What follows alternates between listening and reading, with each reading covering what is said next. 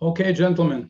Good evening. So it's 7 o'clock New York time or Montreal time, Eastern Standard Time, whatever it is. And tonight's shiur, as the schedule set forth by Havineni, is 2.5 hours, 7 to 9:30. Hope you all had liberating Chag Pesach, and we're continuing to come out of Golus to the Gula Mitzvah Shlema.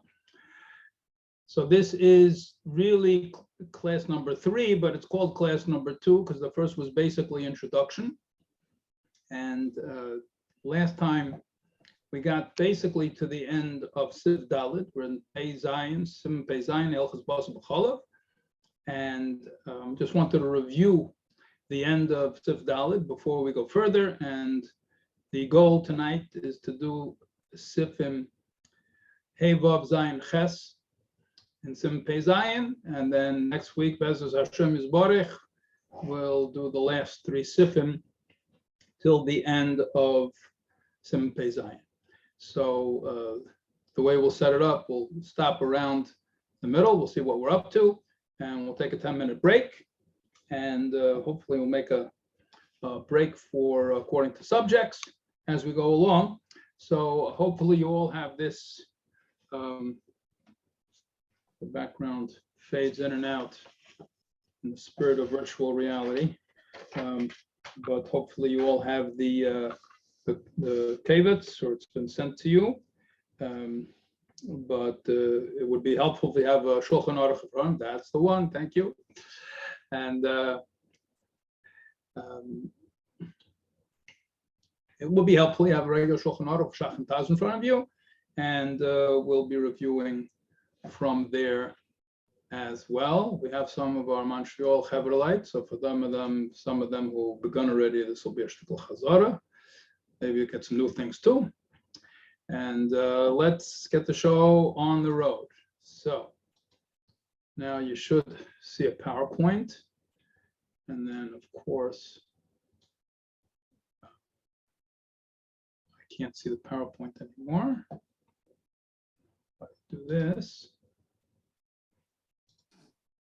Excuse me. There we go. So it's here. You see me in the corner? You see everybody? Yes, yes. You see just me? You see everybody? You can change it. I see everyone, but you can change it. Oh, it Every person can change it. probably is covering part of the At the top of the little window, you can change how many you should show, and if you right. do less, it's just Okay. So now it's good. Now you don't see me. That's even better. No? I see you, but I was able to control it for me, and I put you not on top of anything. Okay, fine. So let us, so this is the overview, the Elchas Boser B'Cholav. As we said, this is called number 2, because the first one was introduction, but it's really our 3rd week. Sim Pei Zayin, Sif Dalet through Sif Ches. So this is the review of Marasayin, but let's just go through this. This is an overview of Sim Pei Zayin, just to break down the 11 Sifim.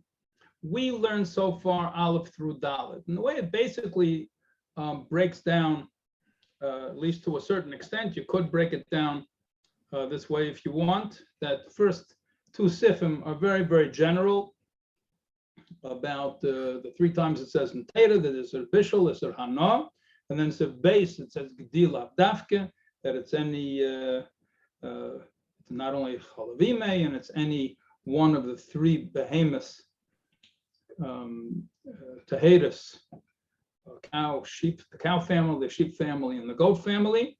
So those are the Klalim. And then Gimel and Dalit, and as we'll see today, Hey, is a continuation of things, Leikol, which are not included, clearly not included in those species. So Sif Gimel spoke about a behemoth Tmeya. Sif Dalit spoke about Cholavisha, which is obviously a human being, is not included in that Isser even though the woman who's nursing is Taka Ime, is a mother, but it's not in the category of the Gdi, obviously. So that's another example. some that's not kolol. And then the Ramah took us, especially because of the mention of the Rashba that the Mechaber brought down about Maras Ayin. So we got in a whole lengthy discussion about Maras Ayin in the Ramah and Siv Gimel and Siv Dalet.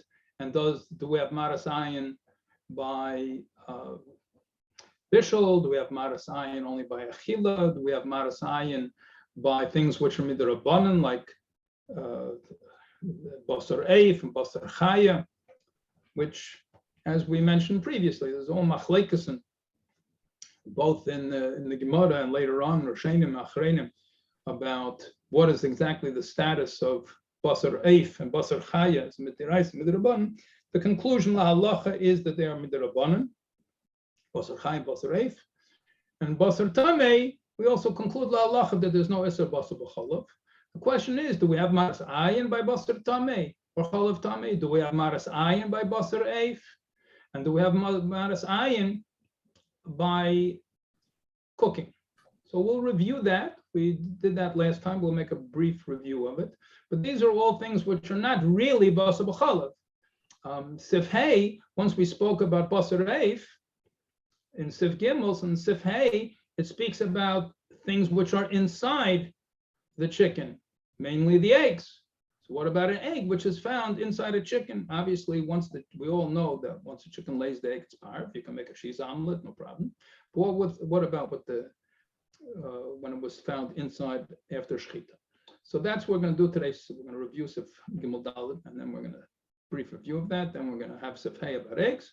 It's going to take up a while, but we learned a number of applicable principles from that. And then the Vav Zayin Ches about what exactly is called bishul, what exactly is called boser, which part of the animal. Once we have the right animal, then what kind of bishul is called bishul d'oraisa? And then we have what is boser, what about the hooves, what about the horns, and so on. What is exactly chalav? Different types of the meat, milk after you made cheese, the remnants, the water, the whey, and so on. What's the status of that? And then we'll have the last three sifim, which we'll do Mr. Hashem next week, is speaking about in the actual cheese making process. What you take you find milk inside the keva, inside the stomach of the calf, and what is the status of that as far as basar b'chalav? Then if you make cheese from that, what is the status of that regarding basar b'chalav? So that's the general outline of the siman. Okay, so to briefly review, this is from last week, and I put one chart together over here. We had a chart last week which summarized things, and I found this, at least for my own liking, to be simpler. So you have on the right-hand side the different types of meat that there's a question when you use. Obviously, if you're using milk, and we know that then we learned in Shulchan Aruch, but let's say you're using cholav shkedim, almond milk, soy milk, something like this, which really power, but it looks like milk. Do we have a prohibition of maras ayin? To briefly review, we have Issa d'Oraisa, then you have sometimes Issa d'Rabbanan, then you have maras ayin, which is not even a Issa d'Rabbanan. If it's Issa d'Rabbanan, you're not allowed to do it under any condition, really. I mean, sometimes Issa d'Oraisa for Pekuach Nefesh you can do, but in general, we don't do not Issa d'Oraisa, not Issa d'Rabbanan. But if it's only maras ayin, so we learned last time, or Pesach, it was a while ago, the L'tzerach Refuah, for example, that it's needed as a cure for somebody, so then we don't have Issa maras ayin. So the question is, does that apply to Basar Behema? Does it apply also to Basar Eif? And does it apply to Basar Taimi, Chazer? Somebody's cooking Chazer with almond milk. Is there Issa maras ayin with that? There's clearly, it's even if it would be regular milk, there's no Issa cooking together, we learned before in Sif Gimel.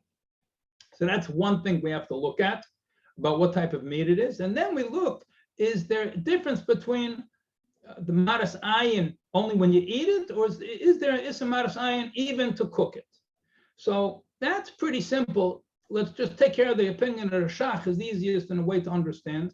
So you have on the left-hand side over there, the Shach holds that there is the only Issa maras ayin is fear that a person is eating it. It only has to do with achila, does not have to do with bishul. And therefore the Shach says that both by behema and eif, we have an Issa maras ayin. There is, Cain means that it's prohibited. Yes, there is an Issa maras ayin when it comes to chila, but he holds there's no Issa otherwise, so there's no problem of bishul as far as maras ayin concerned, even if you're cooking beef with almond milk, there's no marasayan if it's only being cooked, because a person could be cooking a refuah, other explanations too, but basically he holds the only problem is that you might come to eat it. And therefore, when it comes to Boser Tameh, since a person's not allowed to eat it anyway, with or without the milk, or the almond milk, or regular milk, it doesn't matter, it's also bachil. So that's pretty simple. The Shach holds clear cut that it doesn't matter if it's midiraisa, like Boser Behemo, or it's midirabanan, like Boser Reif. If it's a chila, we have a problem with marasai. But he's not worried about bishul. The Taz is also pretty simple, but he disagrees with both of those points. The Taz holds that it applies to bishul too, not only a chila, it's a bishul also. You might come to cook real basar b'chalav, that's also asam midiraisa. So he prohibits whether it's a chila or it's bishul. And also, he takes the various chumras of both the Ramah and the Shach, didn't take it from the Shach, but said that it's asam midirabanan, asam midiraisa. So therefore, both Behema and Reif, and also Boser Tameh. Now the Ramah, he says clearly that there's no problem maras ayin when it comes to Nisud Rabbanim, like Boser Reif. But he holds Boser Behema, yeah, and he says once you aser in Chalavisha, you have to aser Boser Tameh too. And the Ramah also seems not to differentiate between a chil and bishul. So that's the summary of the din of maras ayin that we learned the last shiur. And the Taz, although he's machmer in all cases, but he also says that b'di'evid or sh'asad chat, in many cases he'll be mekel. So although lechatchila he definitely says you have to worry about it, nevertheless he is lenient, even more lenient than the Ramah in terms of actual application. He doesn't hold it's a muchlat. So lemaisa lechatchila we definitely are machmer on all of them. But as we said last time, that there are so many different meat substitutes today and milk substitutes today, that the practical application, most things today, people are wondering, even if it looks like meat, whether it's really meat. It's the other way around. I think I might have mentioned last time a woman complained to the MK that she ate some milk, she served it for dessert Friday night, and the ice cream was milchik, and it didn't say dairy on it. So people know if it says Madame, it says ice cream. Why does that have to say milchik? And she says, everybody knows ice cream is parv. So we live today in a world, and people assume things which are not necessarily true, but in terms of almond milk and soy milk, nobody would dream today that they're serving at a milk and kasuda, that they're giving coffee creamer, that it's actually milk or cream, and that it's anything dairy. Okay, any questions before we go further? No, okay. Okay, so that was our summary. And now we're starting Sifhei. Sifhei in the Shulchan Aruch is speaking about eggs which are found inside the chicken. So let me just take a look at everybody here just to see who's on. Miva Mia Holchim. Hello. Could do, but everybody mind just unmasking yourselves. Nigla Kved Avaya. They say Shem Avaya, you have the eyes are Yud, and the Hey is the ears are Hey, and the nose are Vav, and the mouth is a Hey. So the Shivisa Avaya Lenegdi Summit, anytime you see another Yid, you see Shem Avaya. So this way you have on Zoom, it's so many Shemus over here. Shemus Kadeshim. Okay. People that are Reitze Be'ilam Ponov. Okay. Let's go back to sharing the screen. We're going further now with Sifhei. So we know that eggs, b'chal, are parv. You're allowed to make a cheese omelet with an egg because the egg is parv. I came from a chicken, and we have dayas that say that that chicken or any sort of basar, the eif is the midiraisa. We have such opinions, but the mice we hold as midirabanan, but definitely fleshik. What's with the egg? But the egg is clearly parv. To the extent that it's used as a mashal in the Gemara. So Amar Rabbi, Hamil Sid Amar Rabban Afil Beyas Bakutcha Lishri Inish B'Makam Rabbi. Beya Bakutcha, Kutcha is kutach. It's a sort of dip, which is dairy. It's actually made with whey, which we're going to be learning about later on in today's shiur. But it's definitely milchik.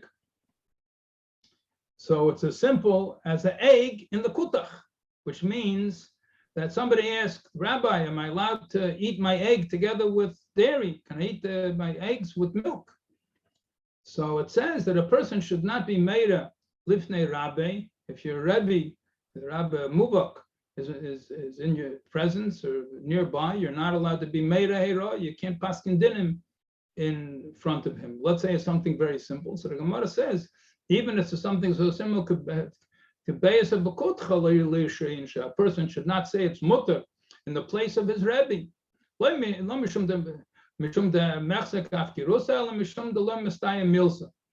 what's the reason for it is another story, but it's even such a simple thing.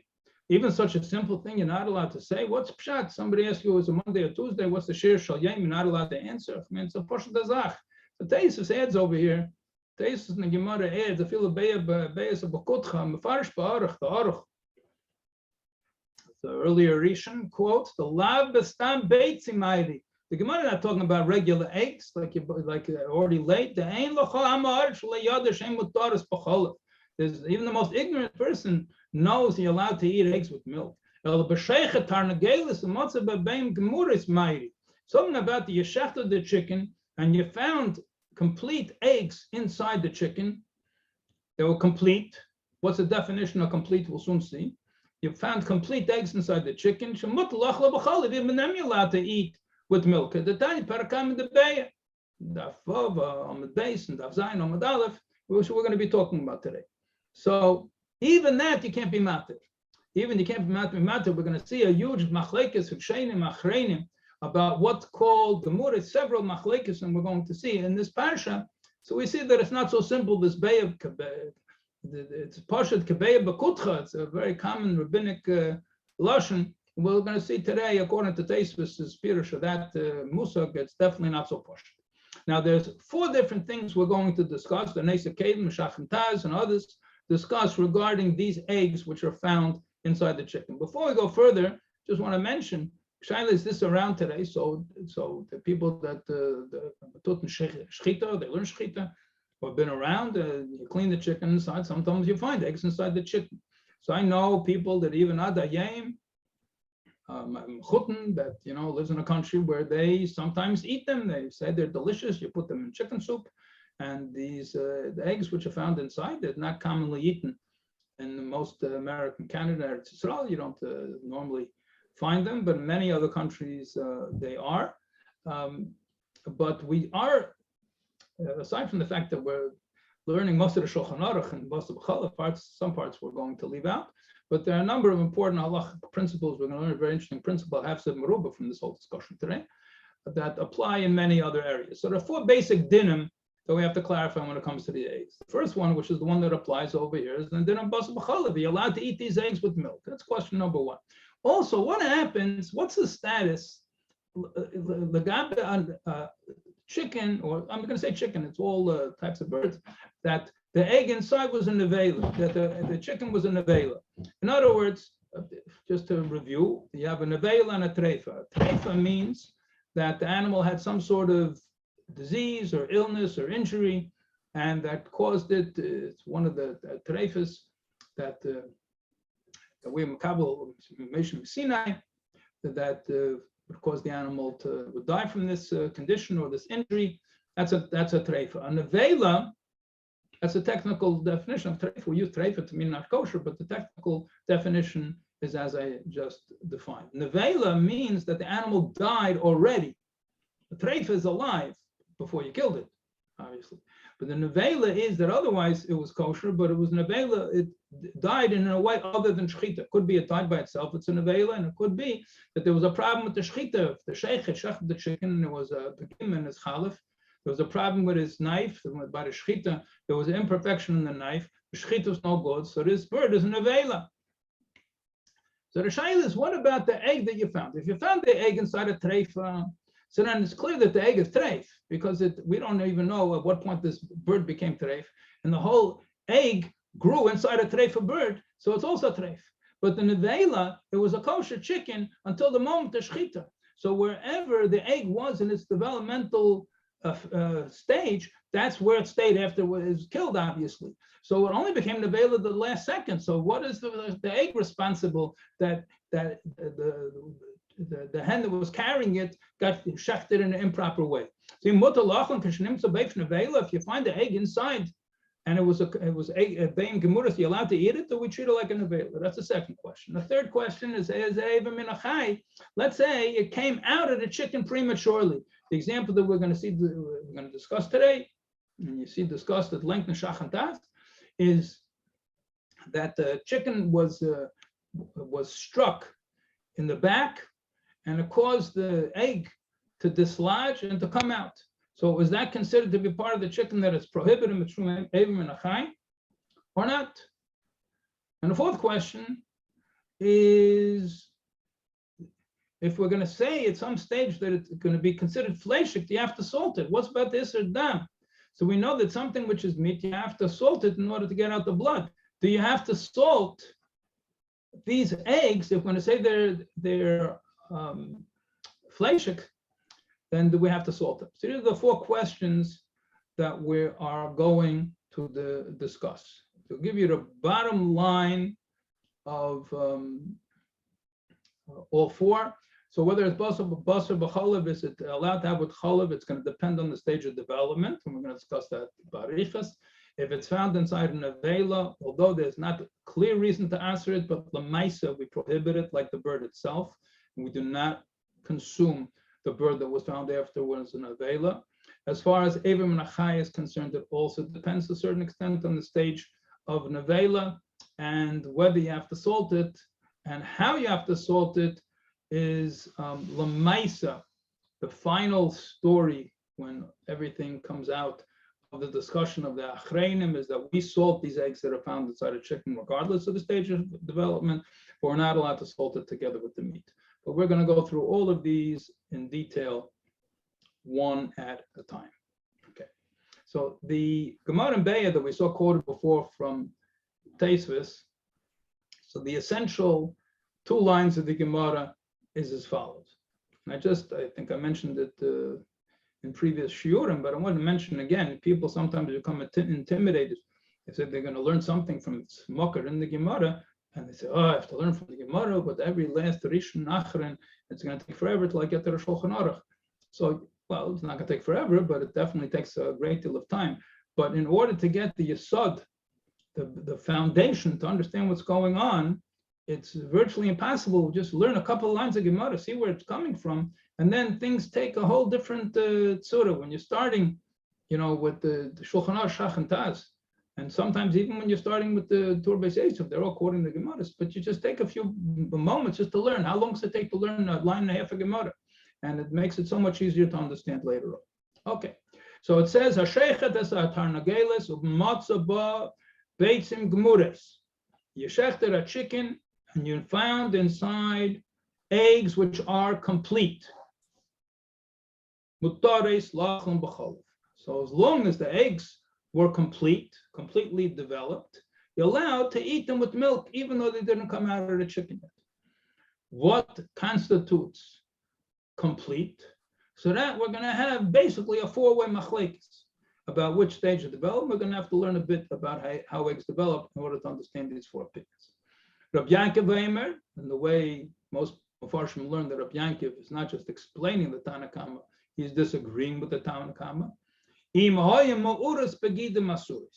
That if they were still ma'uras begidim, then they are prohibited. Meaning, Poshta Pshat is that even though they were completely developed, but if they are still ma'uras begidim, they are prohibited. Now, first we're going to learn about Rabbi Yankov's opinion, even though he says second, but it'll be easier, I think, to understand this way. And then we'll go into the discussion about Beim Gemuras. So we'll just get the overall picture of this machlekes, and then we'll learn how eggs develop a little bit, and then everything hopefully will become a lot clearer. Okay, so the two questions we have, Be'ez Shlav, at what stage are the eggs considered to be Gemuras? And the other question is, who's the halacha, like the Tanna Kama, like Rabbi Yankov? So if you would have Beim Gemuras, whatever you paskin, that it's a complete egg, but it's mu'ura begidim, what's the din? So the Tanna Kama holds as long as the beim gemuras, then you're allowed to eat them with milk, even though they are mu'ura begidim. Moda begidim means we're still attached with gidim. Which kind of gidim we're talking about is itself a machlekes we're going to talk about soon. Okay, but if they're, even though they're gemuras, Rabbi Yankov says they're prohibited, and the Tanna Kama says no, we don't care if they're moda begidim as long as the gemura is okay. So who's the halacha like? According to this way of understanding, the Tanna Kama is more lenient. Rabbi Yankov is machmer. He says it's not enough that they're gemuras. They also have to be not modas begidim. If they're modas begidim, you're not allowed to eat them with milk. So the shaila is, who is the halacha? The halacha like the Tanna Kama, or the halacha like Rabbi Yankov? Rav Poskim hold that the halacha like the Tanna Kama, but as we'll discuss soon, just giving you the overview to make it easier to follow later on, the Shach says many Rishonim hold like Rabbi Yankov in the Chatchila. You should be machmer like the opinion of Rabbi Yankov, and it's modas begidim. You should treat it like it's still fleshik. Okay, but these are the two basic questions we have to ask. So the Reb Rishonim pass like the Tanna Kama, even if it's modas begidim, it's okay. That's the Shulchan Aruch paskins.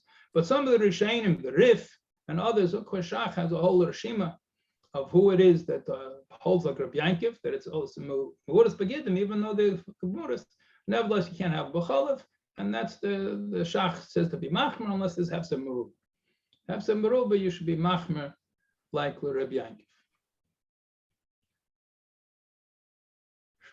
I think I'm going to stop here just on put in something which is very negay l'maisa. I think somebody asked this last week, if I'm not mistaken, about the definition of hefsed merubah. So stop the share for a second. When I came to Montreal to learn to get my shimush Rabbi Handel and Rabbi Shvei. So I asked Rabbi Handel, I said, how do you determine hefsed merubah? What's the hefsed merubah? So he tells me an A. An A. Yeah, it's a machlekes moda begidim. We're going to get to it soon. Means it's still somewhat attached. To what extent it's attached? There's two opinions. We're going to get to it soon. So he says an egg. An egg is hefsed merubah. So he said an egg is hefsed merubah.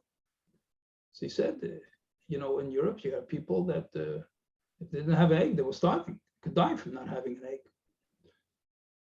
Okay, so I understood that this is something which is a relative term. What is hefsed merubah for one person and not necessarily hefsed for another person. Okay, so I understood that, but I always thought it somewhat curious the way he answered me, an egg. And it turns out when you go and you look at the sugi over here, that some of the Mefarshim asked, it says hefsed merubah. The shach is matter the egg, but hefsed merubah. What's for a hefsed merubah? It's one egg, hefsed merubah.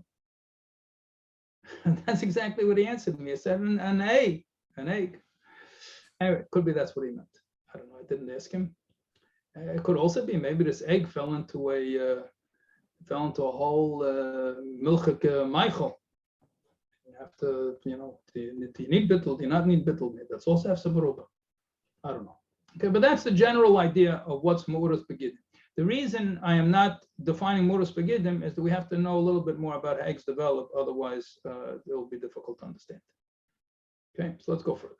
So this is a chicken market somewhere in the Far East where they sell chickens like this because people eat everything from the chicken basically. So they got the feet and they have the inside, and you see all of those orange balls are eggs in various stages of development. And the people buy them and the people cook them. And here you see this is a chicken which was cleaned out, and this is bapashas all from the same chicken. Because what happens, the eggs start off small, and then they get bigger and bigger and bigger and bigger. But the eggs that a chicken is capable of bringing to development, the chicken is born in this way. It sounds like a human being, lahavdil, that a woman is born with all of the eggs for her entire lifetime. She never makes new ones. They're small and then they grow. And then it develops, it's fertilized, becomes a child, or she has her vessis and it goes out of the body with the rest of the damarecha. But the chicken, it also has all of these little tiny eggs, and then some of them didn't develop yet. Some of them are in the stage of development. And roughly every day, a chicken lays another egg. Now, from the beginning of when it is released, in other words, let's say it's this last one on the left over here, let's say it reached the full size. Here we see it only has a yolk. Once it's released, from then and the time it comes out of the body is a little less than a day, or a little more than a day. It's a little more than a day. Today they adjust the night and day by the chickens, so they think it's less than a 24-hour day, so they should lay more eggs. It's a whole, they treat the chickens like they're machines. So they just keep lowering, decreasing the length of the nights and days until the chickens basically break down and the eggs don't come out properly. But basically, we can say that it's approximately a day. Chicken lays approximately a little less, a little more. Chicken lays 1 egg a day. Once it lays the egg, so then if it's going to develop into a chicken, it takes 21 days for that hatched egg to develop into a, till it finally hatches as a chick. And here we see there's a farm over here, someplace in New York, was selling all of these eggs together. Big bargain over here. It's £1, $3 a pound, pretty cheap. Okay, there's all neveilas, you can't eat them, but anyway, so that's where we see what they look like in their final form. Now, how is it that they develop? So this you have on the right, basic cross-section of a chicken. So here, over here, this orange area over on the right, I hope you can see my my arrow. This over here is the ovary, where you see the little tiny ones are the eggs before they started developing, and here this one is already ready to enter this tube over here, and as it go through this tube, it gets, so we have the first stage, which is the yolk, then it's going to develop over here the white, the liquid white, then it's going to get a soft white shell, that's stage number 3, and then over here, the uterus, or the shell gland as it's called, so it's called the shell gland because it gets the hard shell. So that's really the 4th stage, and it has a hard shell over there, and then finally it comes out of the chicken, and then you have a finished egg. So we have 1, 2, 3, 4 different areas of development, which you can see on the left-hand side over here, this chart. So you have the shachla, the ovaries, and then you have the different, the oviduct, 2 parts of the oviduct. And the first part over there, so you can see chelman lelevad. So these, it's called Shulchan Aruch the chelmein and the chelbein. Chelbein, by the way, in modern Hebrew is also the word for protein. It's easy to remember. It's egg white because it has the word chalav in it. Chalav is white. It's not chalav. You can eat them with chalav, but they're not chalav. But it's a, in modern Hebrew they use that for protein. In any case, the first stage, when it's there in the ovary, then the yolk develops. Then in the first stage, it develops a white. It's still liquid though. Then it develops over here klipa daka, klipa raka as the Poskim call it. That's soft shell. You see that when you make a hard-boiled egg and you peel the egg. Sometimes you see the thin little skin which is on top of the actual egg white. So that's a 3rd stage of development. And then we have in the rechem, or as it's called the shell gland, then it develops the klipa kosher. And once that becomes sufficiently hardened, then it leaves the body and the chicken lays the egg. So we have actually 4 opinions. We have an opinion that says that once the chelmein, the egg yolk, has fully developed, then it's already considered gemures. That's what Rashi holds. Then we have a second opinion, which is the opinion of the Rashba, and it's also the opinion of the Mahaber and Shulchan Aruch, that as long as the yolk has developed, then that's called already gemures. The Shulchan Aruch holds that Rashi's development is not enough, that it has to develop to the point of chelmein v'chelbein, both the yolk and the white, and then it's considered to be gemures and you're allowed to eat it with milk. Then we have a 3rd opinion, which is the opinion of the Orches Chaim. The Orches Chaim holds that it needs a klipa daka. We need the soft membrane surrounding it. And then we have the final opinion, which is brought from the Rashbam and Mordechai, different Rishonim, that hold that it needs klipa kosher. So basically, when this chicken was shechted, so at which one of these 4 stages of development was the egg? I mean, if it laid the egg already, then it's clearly a parva egg. Nobody disagrees with that, even if you shechted the chicken a moment later. But if you shechted the chicken and this egg was only over here and it didn't develop a white, then Rashi is going to say it's okay, and all the other Rishonim are going to say it's not, that it's still fleishik. If you shechted the chicken and it was in this part of the chicken, So then that's the Shulchan Aruch says, okay, and the other ones say not. If you shech the chicken, it was only over here in the third section, or with the shech the chicken, you found it over there. So the truth is, but Metzias, it's more likely to be in the first or the last. That's where it's spending the longest period of time.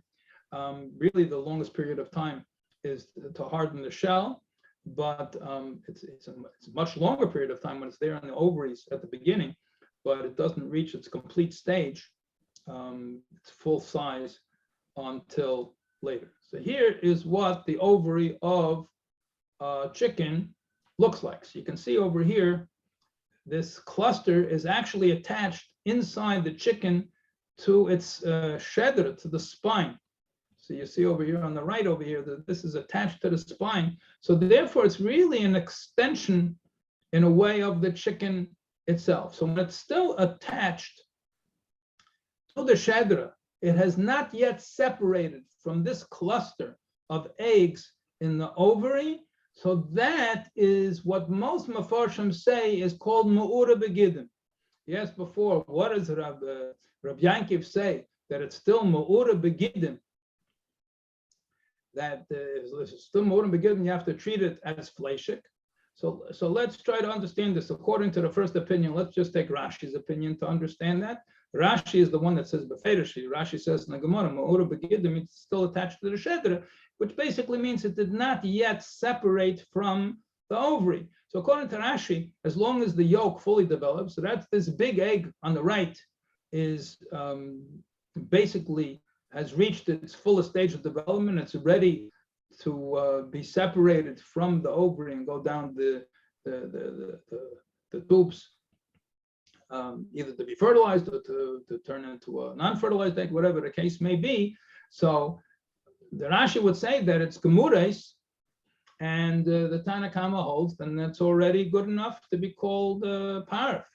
But the Rabbi Yankiv comes along and says, no, it's still Ma'ura Begidim. It's still attached to the shedra, so therefore it's not considered to be parv yet.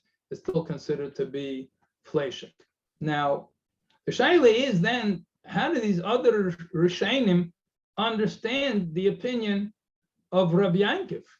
Because once it's separated from the shedra, how is it Ma'ura Begidim anymore? If they hold, let's take the Rashba. The Rashba says it's not gemures until it's developed the white. So if developed the white already, so anatomically that means it's not attached to the shedder anymore. So how could it be Ma'ura Begidim? So the Beis Yosef brings another pirush Ma'ura Begidim. Beis Yosef brings a pirush Ma'ura Begidim means Gidim is like these blood vessels. So the blood vessels over here are giving nourishment to this egg yolk in order to develop. Just agav over here, you see this little yellow stripe over here. You see there's no blood vessels over there. You see on the, I think they're called the stigma, if I remember correctly, that this line over here is where the egg actually gets released. So what happens is on the top of that, all of the stuff on the top of this stripe falls off, and the bottom falls off, and the egg emerges through this opening, like it's a shell of a pistachio nut or something like that, and it comes out. And that's why you can sometimes end up with a blood strap. You end up with a blood spot sometimes on the yolk of an egg. So if it's a fertilized egg, that there was a rooster around, that's the beginning of the chicken. That's why I have all the exedas about eggs. We're not learning halachas of eggs now, it's previous simon. But physically, if it's not fertilized egg, you end up with a little bit of the vein there. In any case, that's the way the Beis Yosef learns Ma'ura, learns the Inyan of Ma'ura Begidim. Question. How could they even be kosher if they're all so full of blood until they get a white? Well, once it's finished, you just peel off the outer layer. That's the way you do it. Go sometime to the slaughterhouse and get it, and you'll see it comes straight off, peels straight off, like peeling a shell off, but it's soft. So it's not mixing to yolk like the veins are not running through the inside of the yolk. The veins are only external and they come right off. So it's different than a normal blood strip. Yeah. But also the normal blood strip you got, it's already a much later stage of development. It's hard for us to imagine this not having seen it, but how do you have chelman forming around the chelman? You have egg white and it's not even, why is it not, spurting out all inside the chicken? Okay, so that's the basic anatomy of this whole story here. So to show you what it looks like, to show you the last stage of development, what does it mean? But let's say the last opinion, we brought the opinion of the Rashbam and according to Mordechai, that Gemuris means it has to have a hard shell. Right? That's the most machmedic opinion, basically, that we have over here. That's a halachically discussed opinion. So the Tana Kama says that as long as it's being Gemuris, you're allowed to eat them with milk. And Rabbi Yankiv says Mura Begid. What kind of Mura Begidim? There's a famous Yad Yehuda, Pirush and Yeredeya. He writes very sharp. He says, these people obviously didn't know anatomy, somebody's poskim. What is a shaykh? You're getting to these later stages. What kind of Mura Begidim? What's going on over here? So if Mura Begidim means, like we said before in the name of Rashi, then it means it's attached to the shedder of Hashtetzach. What do you mean? You have a hard shell around the egg, even a soft shell around the egg, and it's still attached to the shedder. It's not physically possible. It doesn't work like that normally. Okay? So the key word over here is normally. Yes, it's true. Normally it doesn't work like that. So here you see, this was a chicken that was slaughtered, and here you see this is a fully developed egg with a hard shell, but this chicken was killed before it had a chance to lay the egg. Okay, according to the Rashba, this is already called a complete egg. Okay, how could it be Mura Begidin? So here you can see even later. Here's a blood-stained egg. So I found some people, some professionals who were discussing different problems that develop with eggs. So here's an egg which they found after it was laid as a blood-stained egg. There's blood inside. Now, where this blood came from, it could conceivably come from another organ, and it could also come from the veins. You know, we all buy, if you go to the store, you buy AAA or AA eggs. You don't never see in the supermarket grade B eggs or grade C eggs.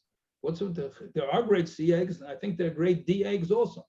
What's the problem with these eggs? They don't have such an appearance, and they're not of such a quality that you can sell them to human beings. They use them for animal food, or they use them for some other purpose. One of the problems is they have external aesthetic problems. They don't look right, and sometimes they have more blood spots. Today, they check the eggs for blood spots routinely. The Goyim also don't want blood spots, so they check it. It's called candling. They have light that you can see inside, and it's all done automatically where they check. Depends what their tolerance level is. We can't rely on that for checking, not checking eggs. But here we see, maybe this could be called Mura Begidim, according to Rabbi Yankiv, because it still had Gidim Dam on the outside. Okay, so this chart, to my liking, it's a little bit complicated, the chart, but this basically brings down, here you have the different stages. So here you have the Chelman Gomer, the complete yolk, and then you have the second opinion that the Chelman and the Chelban are complete. That's the opinion of the Rashba. You'll soon see it in the chart. Then you have the clip of Levana Raka, when the Orchos Chaim holds that it has to have the soft shell. And then you have the Rashba and the Mordechai has to have the clip of kosher. And then you have if it already came out of the chicken. Okay, so Rashi holds that even this one, even the first one is already called an egg, meaning a parva egg. The Rashba and the Shulchan Aruch passages like this holds no, that's called Boser. And it needs at least a chelman in order to be called a parva egg. The Orchos Chaim, as we mentioned, it says both of those are considered Boser. And it's going to need the klippa raka in order to be called a parva egg. And the Mordechai, mentioned the Rashba, this better. He holds that all three of them are called Boser. You need, in order to be parva, it has to have klippa kosher. And the Hagor Shari Dura brings down minig noshim that even the Hagor Shari Dura says even that's considered, and they're only going to use an egg as parv if it already came out of the chicken. So who paskins like what? The Shulchan Aruch paskins like the Rashba, but as long as it has the chel main and the chel bein, as long as it has the white, it's considered to be complete. The Shach says lechatchila, it's good enough if it has a klippa kosher. Really, the Taz holds like that also, but he brings down this last minig that the klippa kosher is also not enough. So the Taz says there's such a minig, and the Taz says the lechatchila you should worry about it, but it doesn't seem he's that insistent on it. The Shach says lechatchila, that's fine. as long as it has a clip of kasha. So that last, not the one with the blood on it, but the one before that, which had a hard shell that was found inside, the shach has no problem, even lechatchila, using that with cheese. Now, b'di'evid, if it's a case of b'di'evid, if so both the shach and taz say it's good enough to rely on the Orchas Chaim as long as it has some sort of shell around it, even if it's soft. And the shach goes one step further, and he said, b'efsed meruba, you can even rely on Rashi. You can even rely on Rashi b'efsed meruba. And you don't even have to worry about the opinion of Rabbi Yankiv. So if it even was me'ura begidim, you can use that. In case of hefsed meruba, you can treat that as part. But l'maisa, even if it's the shayna is what kind of hefsed meruba, even if you need the egg, so treat it as fleshik. The person doesn't have any salt in order to be able to salt it. Maybe hefsed meruba, as I mentioned, maybe it fell into something else.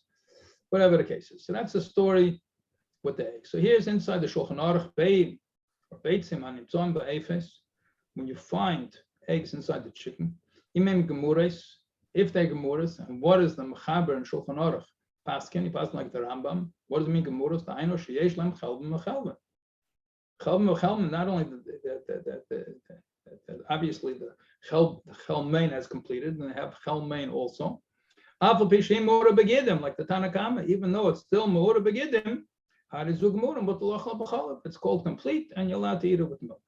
Avalim ein la ela chelmein, which Rashi said is good enough, Machabis is not good enough. Also lavashlim b'cholim.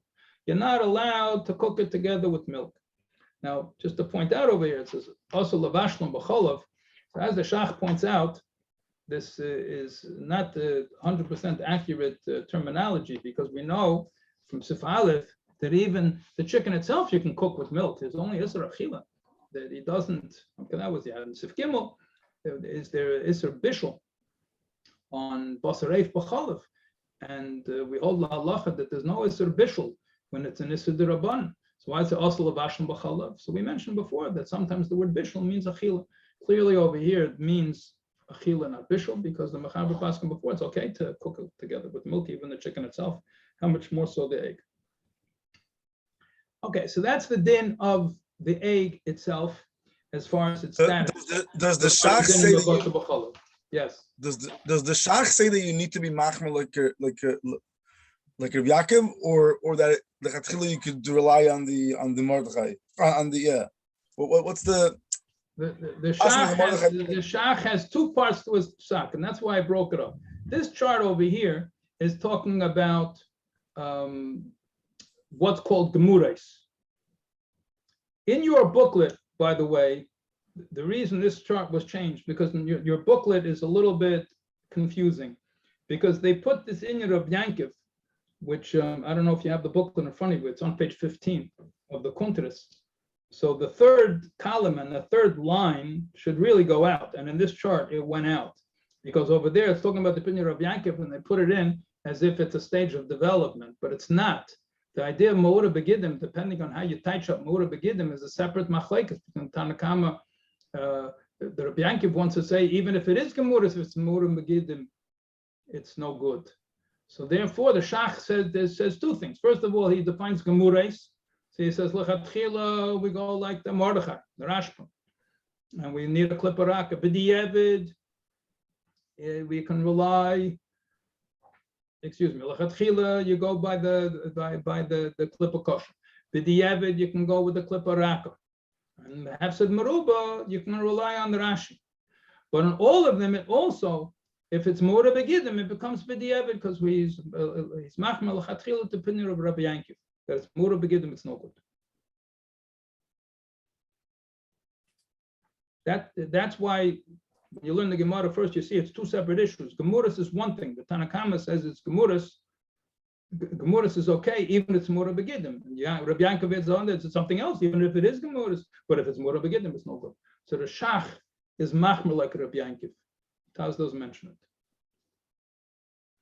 Clear? Any other questions? You see, so Pasha Kabei Bakutcha. This does a Pasha, yeah? Okay. So, the last part of this Machaber says something else. So, we have this whole machlekes that you consider to be part of a fleishik. Let's say you ate it by yourself. Do you have to wait 6 hours? Even something which is considered to be fleishik, okay, but you have to wait. The waiting period, we're machmer. That we're going to have a simple test about the waiting period, and we're machmer, in spite of the implication of the Gemara differently. We are machmer to wait 6 hours after eating Boser eif. We wait 6 hours after eating chicken, but a fleishik egg, you don't have to wait 6 hours. You can eat gvina cholab right afterwards, and there's no chumrah. That is the last nakuda of the Shulchan Aruch.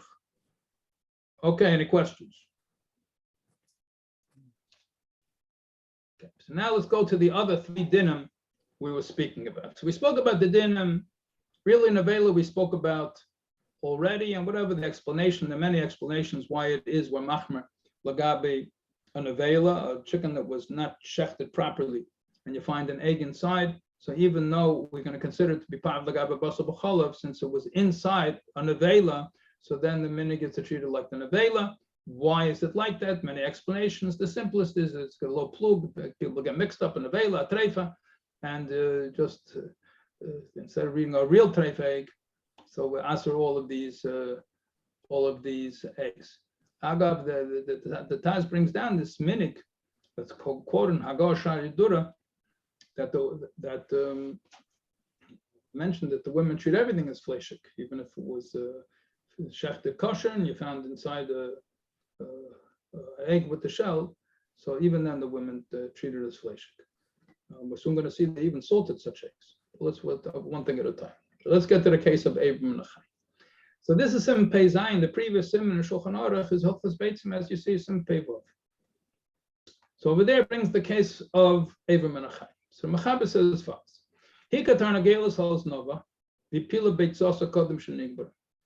That you banged the chicken by the tail, and it came out, mapil, had a miscarriage, it came out the egg before it was complete, muteris. We don't say it's Eivir Min Achai. It wasn't like a piece. If you hit the chicken so hard, the chveis that its liver came out, then it's Eivir Min Achai. But if you hit the chicken so hard that the egg came out, the egg is not called Eivir Min Achai. Says the Mechaber. But that's only when it's not Mura Begidim. So Kana ben Shail, what exactly is going on over here? The Mechaber over here that we just learned, it doesn't pass like Rabbi Yaakov, right? And he says we don't really care whether it's Mura Begidim, not Mura Begidim. As long as the egg was developed, the Mura Begidim is Lamal V'Lameid. Afal Pishu Mura Begidim, said the Mechaber. Nevertheless, it's not considered to be part of the chicken. You're allowed to eat it with milk. Fine. Comes over here, and when is it not Eivir Min Achai? It's not Mura Begidim. If this egg was Mura Begidim, comes out according to the Mechaber, it's Eivir Min Achai. So Manashach, what's going on over here? If you have something which is Mura Begidim, is it part of the chicken or not part of the chicken? Manashach. When you look in Sim Pei Vav, we say that it would be Eivir Min Achai if it was Mura Begidim. The Mechaber says clear that it's not Eivir Min Achai as long as it's not Mura Begidim. So if it's Mura Begidim, it's Eivir Min Achai as part of the chicken. Then it comes over here in the next Sim in Pei Zayin that it says even though it's Mura Begidim, it's nevertheless, it's not part of the chicken. You're allowed to eat Muta al Chabachalav. So this is the Shaila. This Shaila is brought up by the Marshal. The same question you could ask about Kedem Shenigmara. You're talking about the words Kedem Shenigmara? Right. Yeah. I also thought of this being an answer for that question. Who said this? Schechter. Yeah. That's a very, very good point. And I started researching this point because l'chur it's the Mechaber Bavarntis with the words Kedem Shenigmara. But it's clear that Ran doesn't learn like that. Other Rishonim don't learn like that. I haven't found any of the Mefarshim that mention that. And the original Lashon, this is both taken from a Rashba, in fact. So they're both bringing it from the Rashba and the Ran. The Ran was later and the Rashba was earlier. And the Lashon Rashba is not so clear, this Kedem Shenigmara. So whether it's a question on the Mechaber, at the most you can answer Das a Mechaber like that it's not a stira, but it still doesn't solve the stira in the Rashba. Because the Rashba does not mention, at least I did not find that the Rashba mentions this idea of Kedem Shenigmara. And this idea of the Eiva min Achai, but even it's not more than begin, this all comes from the Rashba. But it's a very good point you're raising. But it seems we can't solve the whole problem with that. Okay, so let's go further. So this is the problem. So we're going to have 4 answers to this question. The Shach brings 3 answers to the question. Aga, before we get to the answer to the Mashal's question, the Mashal answers the question very simple. Very simply, the Mashal says, as long as it's Mura Begidim is part of the chicken gandik, if it's Mura Begidim, you pass it like Rabbi Yankiv, you're not allowed to have it with milk. Gandik. He also brings a few of the answers. He brings answers that the Shach brings. Okay, and he rejects the Mashal. And as a result of that, he passes against the Machaber. Okay, you have such a thing as Achreinim, especially the Mashal was very close in time to the Machaber. So for him, to pass against the Machaber is not a big problem over here. So the Machaber is Mekel, and even the Shach is Machmel Lechatchil or Benkin. Okay, but as a result, this question, the Mashal says that it's Mura Begidim, it's Fleishik. It's Eiva min Achai, it's Fleishik, so there's no Mastira. It just changes the Psak and Machaber in Sim Peizayin. Okay, but neither the Shach or Taz agree with this approach to the Mashal. Both of them are bothered by the question, and the Taz brings 1 teretz, the Shach brings 3 other terutzim. So over here in this PowerPoint, we'll have first the 3 terutzim of the Shach. Number 1, you can't compare the 2 Yisurim, because Eiva Achai is a Minatera. Then you know, Boser Eif B'chol Midrabban. So you have to be Machm with Midiraisa. So that's why you machmer the Gabe Eiva min Achai and 7 Peivav. But since Boser Eif B'chol is Midrabban, so you have a make the Gabe Mura Begin.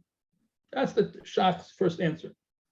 Agav, the Mashal brings down this answer and he says, how can you differentiate like that? Okay, how do you differentiate? The Shach differentiates like that. That's answer number 1. Answer number 2. The Boser B'chol El Chamachar Tam.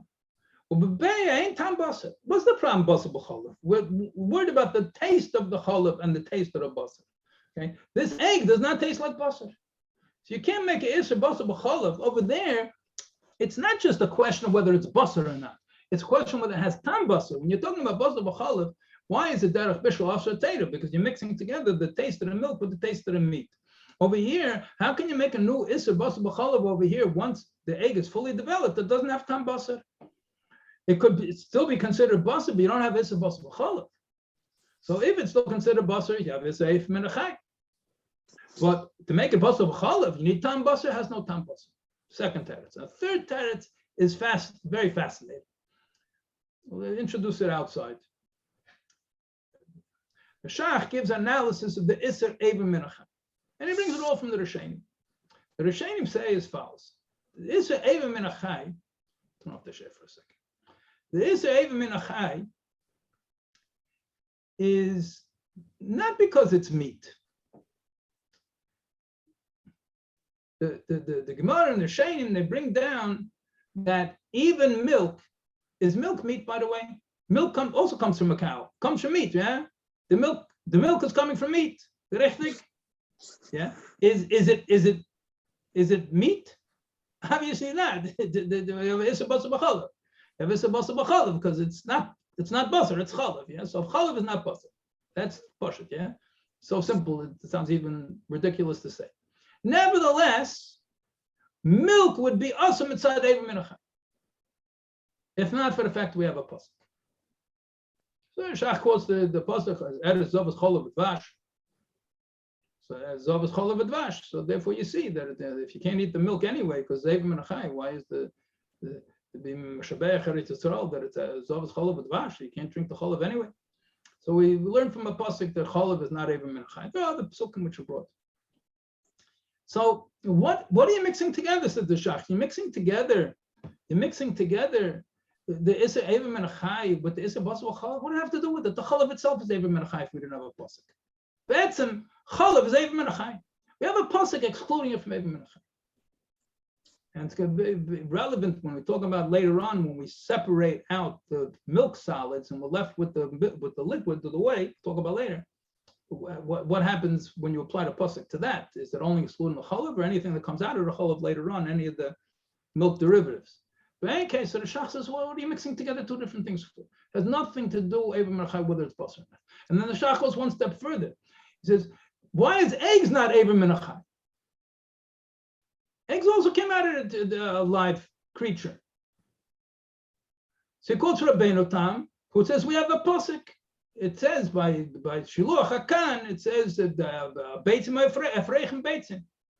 So we see that you're allowed to take the eggs. You see from the pasuk that the eggs are not Eivim min achai. But if not for the pasuk, the eggs itself would also be Eivim min achai, even if it wasn't hikal zonov.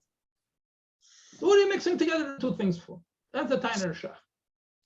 That's the Shach's third teretz to the kasha the mashal, why it's not a stira din Eivim min achai to the din of the eggs being complete. Just mentioned that Chagav, something I once came across years ago, that someone got involved in answering shilas to a group of B'nai Neach. It's a very difficult shilas over there. So I came across a Chassam Sefer. Chassam Sefer was speaking a similar Indian, and then he said that he's going to be maitik Masha Kosafti B'chorfi, that he wrote in his young age. So he's not being done on the whole thing from the beginning. He says that this is what I wrote, and I'm just putting it on paper. So he printed it. What does he write over there? He writes over there that B'nai Neach are not allowed to drink milk, and they're not allowed to eat eggs. And he goes through what things in Issa V'Heter apply to B'nai Neach, what things don't. So he said that since there's a pasuk, since we see that the chalav would be Eivim min achai, if not for the pasuk, so therefore we see, and the pasuk only applies to B'nai Yisrael, it doesn't apply to B'nai Neach, so therefore the B'nai Neach remains with its original Issa Eivim min achai. So milk is off the menu. What's with the eggs? We have another pasuk for the eggs. Eggs are off the menu. Shame. Now, what's with Bittul B'Shishim? That's only for Yidden, so there's no Bittul B'Shishim either. What's with the Tam Ke'ikr? Tam Ke'ikr applies to B'nai Neach also. Yeah. What's with Eina Ben Yemei? Eina Ben Yemei doesn't apply to B'nai Neach, only to Yidden. He goes through chak, what applies, what doesn't apply. Rayas, a hin, a head, her halt shis. Comes out from the whole thing. If you have a keli that you ever cooked any milk or any eggs in it, even if it was less than shishim, the guy that eats from it is Eivim min achai. I don't think we pass like this Chassam Sefer, but it just shows ad kedei kach, how far it goes, because the Eina Ben Yemei is not for B'nai Neach, Tam Ke'ikr is B'nai Neach, Bittul B'Shishim not for B'nai Neach, and the eggs and the chalav, who would suspect Eivim min achai in such unexpected places?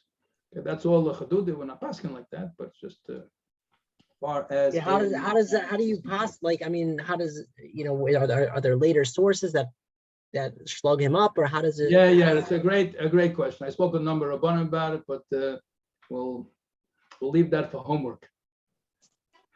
Okay, so that's the third teretz of the Shach. Eivim min achai had to lechol beitzim v'chidish v'lochem yesh lahachmer. V'chalu says you're allowed to eat eggs. Eggs itself should be also mishum Eivim min achai. Okay, so you have a pasuk, okay, but don't go past that. That's the holistic understanding of the din Eivim min achai. And the fourth teretz is brought by the Taz. We'll see this svara come up a number of places. It's very interesting. Only in your Boser b'cholav is like you have two extremes. On the one hand, it's not only also b'chila, it's also b'bishul, it's also b'hana, all different sorts of chumras that we see by Boser b'cholav we don't have by other cases. In other cases, you have different sorts of heterim you also don't see by other things. So here, since they're both heter, so until they join together, that creates an isser, creates a new isser. So therefore, it has to be, it's not exactly the words that Taz uses, but it has to be mamish Boser in order to make a new isser. See a similar svara the Alter Rebbe brings in Ilchas Pesach, in the middle of Tov Nun Aleph. The Alter Rebbe is a very, very crucial hagah. And it comes in the middle of a discussion of Hatera Bola, Lagabe, Kasher and Kalim, Agolos Kalim for Pesach. But it's a chiddush otzum in the dinim of Boser b'cholav, and all the achreim speak about it. It's very, very relevant. Allah, I'm going to discuss with Mr. Shambari and the Shiur, at least briefly, based on this idea that Boser b'cholav is heter. Therefore, the Taz says that that's why when it comes to this of Boser b'cholav, we're makel because the b'cholav is no isser until they join together. They're both heter b'fnei atzmi. Okay, the last subject on the eggs we were going to discuss is that of malicha. So if you're going to say that before they're gemures, they are considered to be fleishik, So now do we have to salt them together? So that we have previously, Shulchan Aruch and Siman, it says over here some Peizayin Sefei, but it's a bit earlier in Hilchos Malichas and Siman Ayin Hey about what to do with the eggs. Let me first take off this distracting picture for a second and put distracting pictures of what Eden. Let's understand something about Malicha. Some of you, I understand, have learned Hilchos Malicha. Some of you did not yet learn Hilchos Malicha. So we have a principle in Hilchos Malicha that the idea of salting meat is to take out the blood. Now, if the blood gets absorbed in something else, so it's very nice. You have a piece of meat, number one, and let's say the blood came out through the salt and it fell on a plate. So now the blood gets absorbed in the plate. It's cold. So we say Maliach Kareseyach. We learned in the very beginning of some Peizayin that it's not derech bishul, so it's not midiraisa if you salted meat and cheese together. But nevertheless, Maliach Kareseyach, it has the ability to make taste be absorbed if something was salted. So if that's the case, you have to take two pieces of meat, one on top of another. You have piece of meat number one on top, piece number two on the bottom, piece number three below that. So the blood comes out, you salt all three of them, you put one on top of the other. The blood comes out of piece number one, goes into piece number two. The blood comes out of piece number two, goes into piece number three. So it's very nice. Piece number one on top is not kosher. But now piece number two got rid of its own blood, but now it absorbed the blood from piece number one. And then piece number three ends up absorbing maybe from both of them. So what's going on over here? So the din is that as long as all of them are being salted for the first time together, so as long as it's getting rid of its own blood, it's also getting rid of the blood that it's absorbing. So on the one hand, it's absorbing blood from the piece above it, but since it's getting rid of its own blood, it's like the train is moving already, so it joins the blood train and it all goes out. So the blood of number one goes into number two, then blood one and two goes out to number three, and blood one, two, and three goes out of piece number three, and all three pieces are kosher. That's the way it works by malicha. But let's say you would take something that doesn't need malicha, like a piece of meat that was already salted. So now you have trouble. If the piece of meat was always salted, you can't be machmer and salt it a second time. On the contrary, you're going to answer that piece because all it's going to do is absorb the blood from the others and become aser. So too, let's say a person decides they want to salt the fish. Well, they don't know. It's Boser dogim. So they're going to salt the fish. So what's going to happen? So the piece of fish is going to absorb the blood from the meat that's being discharged as a result of the salting, and it's going to get absorbed in the fish, and it's not going to go out because the fish doesn't have any blood to give or doesn't have enough blood to give. So therefore, it's going to be a problem if you salt them together. That's a basic din that we have by malicha. Now let's apply this to the case of the fleishik eggs. How much blood is there in a fleishik egg? Even if we're going to say fleishik egg, and that's not what we're talking about, egg, English egg. You have an egg which is judged as meat. We don't pass like Rashi. Let's say you have just a yolk, which is very commonly what's found inside the chickens when they're shechted. The most common place to find them is you shecht a chicken and it's a hen and it has ovaries and it had a bunch of eggs in different stages of development. You want to eat them, fine. But we're not passing like Rashi. You have to salt them. But now where are you going to salt them? So the Ramah says that since they're fleishik, they're not gemures, because we don't pass them like Rashi. It doesn't have any white yet. So no problem. Salt them together with the rest of the meat. What about later stages of development? So you understand that each chumrah that you're adding, pushing the egg further down the line to make it be considered not gemures, if you're going to salt it because you're treating a fleishik, it's no longer a chumrah, it's a kula. Because you're taking something, so let's say you have something with a clip, take the most extreme case. You have an egg with a hard shell. And we're machmer, we have an opinion that's machmer, that even if inside the chicken, and there are women that would not want to use that egg. So they want to be machmer. So what do? They take and they salt it. They have a chicken with a hard shell. So they're going to put it inside and salt it together. So we know it's coming to Lag Beimer. We know that says that is a minig Yisrael that they boil the eggs Lag Beimer together with onion skins and they turn them brown. And you see the brown taste goes through the shell. The shells are porous. Whole discussion in the Gemara, how porous are shells, how much absorption happens through the shell, but there is absorption through the shell. So what's going to be with the dam? So you're going to be machmer, and the lady's going to put salt on the eggshell. What's going to happen to the egg? Nothing. You're going to have a salty eggshell. Again, there's not going to be pale anything. But what will be pile if you salt it together with the meats, and the blood from the meat is going to go into the egg. And how much more so if it's an earlier stage of development, it's going to develop. So Ramah says that certainly the first stage, according to Rashi, that you can salt together with everybody else. What about the later stages? So that is the discussion. So there's a marshal. The marshal returns. This time we don't paskin against the marshal. The shachant has both paskin. You like the marshal. The marshal says, on the one hand, you have to salt all the eggs you found inside a chicken. You have to salt them all. You have to salt them. But you're not allowed to salt them together with meat. Because even the ones that we're going to consider fleshik, first of all, Rashi said the gemuras. But even the ones that are, everybody agree they're not gemuras, but they don't have the amount of blood that meat does. But since it's being pellet, it's getting rid of its own blood, it's going to get rid of the blood it absorbs. So the eggs don't have that ability to do that. So that's why the marshal says you have to salt them, but you have to salt them separately. So that's the din over here from Hilchos Malicha, Beitzim Anim, Soim Ba'efes Lachar Shchita. If you found eggs in the chicken after you shechted them, if it's only complete yolk, which is the opinion of Rashi, that it's considered to be complete, if you remember, a machaber did not paskin like Rashi. Paskin like you need the white, you paskin like the Rashi. So they need malicha. The machaber says it's okay. I say with complete Boser, no problem putting together with the Boser. And the marshal disagrees with that. We'll soon see. But if the white was also completed, and I feel even after that, I feel a clip of kashal of kameshin imkeres pashuk. And even if it had a hard shell to the extent that as a regular egg, like you would sell in the marketplace, the minig is even such a hard shelled egg, the minig is to salt it, but be careful not to put it together when you salt it together with meat meal. But the Yavid ain't lochik. But the Yavid says the machaber, you don't worry about it. And the marshal, and the shach, and the taz are worried about it, even with the Yavid. You have a called shuman, coming from Pesach over there, whoever uses shmal, it's called shuman, afilo shalefes, dinner kashabos, linyum malich badach. Even though we don't see too much blood coming out of the chicken fat, out of the shmals, but nevertheless, that you are allowed to salt together with the rest of the meat. So that's what comes out in the end from this din. The shachan said the marshal is machmir with any egg,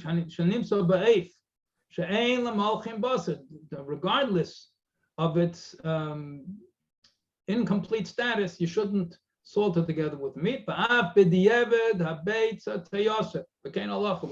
that even b'diavad, in spite of the fact that the machaber paskin b'diavad ain't lochush, both the shach and taz are machmir like the marshal, and they answer it b'diavad. So la lacha lechatchila, you have to salt all the eggs, even if it's an egg with a hard shell, if you found it inside the chicken.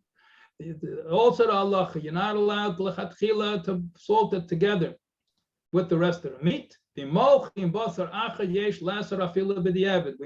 this egg even b'diavad because we assume that it absorbed blood. So this is the parsha of Beitzim, and we're finished with this. I think it's probably time for a break. Any questions before we take a little break? What would it help to salt the eggs if they don't have the same quality as the Boser oif that it's put it all together? It would just absorb whatever, even though it's less, but it would still absorb whatever is taking in. That's saying if you salt them together. Right. I'm saying salting the eggs together. What does it help if it still doesn't have that same quality as the Boser does? So you're asking according to the opinion that's not la halacha. You're asking according to Machaber. We paskin exactly that it's a problem no matter what. And it's going to answer b'diavad because it absorbs and it's not going to get rid of it. You're trying to understand the other opinion. But I don't understand your question.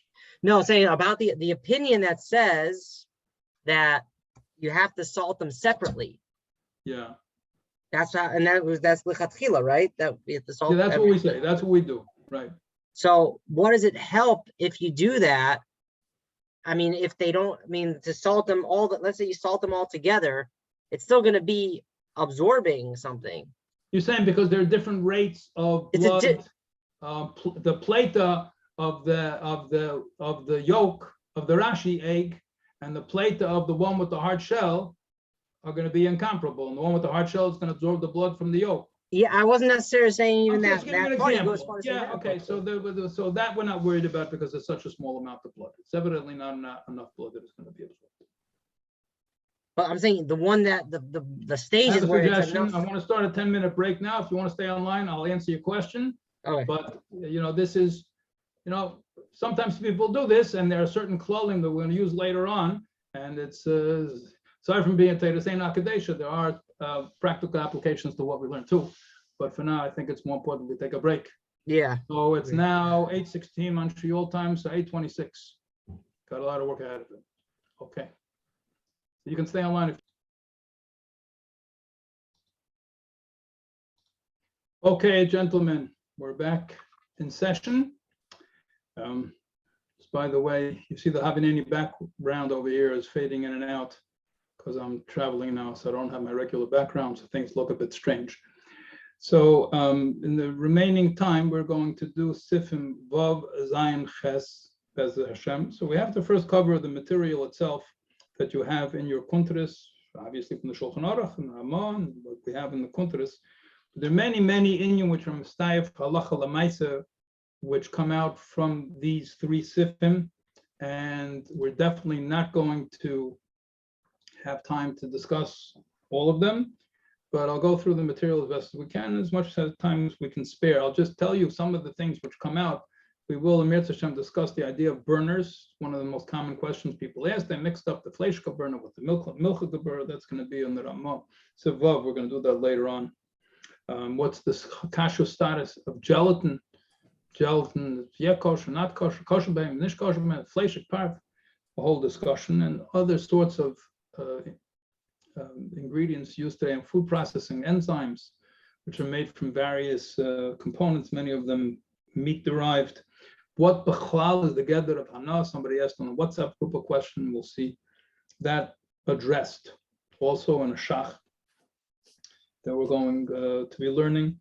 And two big chidushim of the Alter Rebbe in Shulchan Aruch. One, as I mentioned to you, about the idea of heter, Bas B'cholav, Milchus Pesach Tov Non Aleph, and another Lagabe the din of Psik Reisha, which actually see in Hilchos Shabbos, we see relates to din over here also. And as much time as we have, we will discuss them. But first, let's get to the din in Shulchan Aruch itself. So we're going to have in Sif, Vav and Zion, we have a pasuk Leis Savashal Gdi B'chalev Imei, which has three different parts of it. We have Savashal. What exactly is Bishul? Then we have Gedi, what exactly is prohibited under the category of Gedi, and what is prohibited under the category of Chalevim? Not prohibited by itself, prohibited in combination.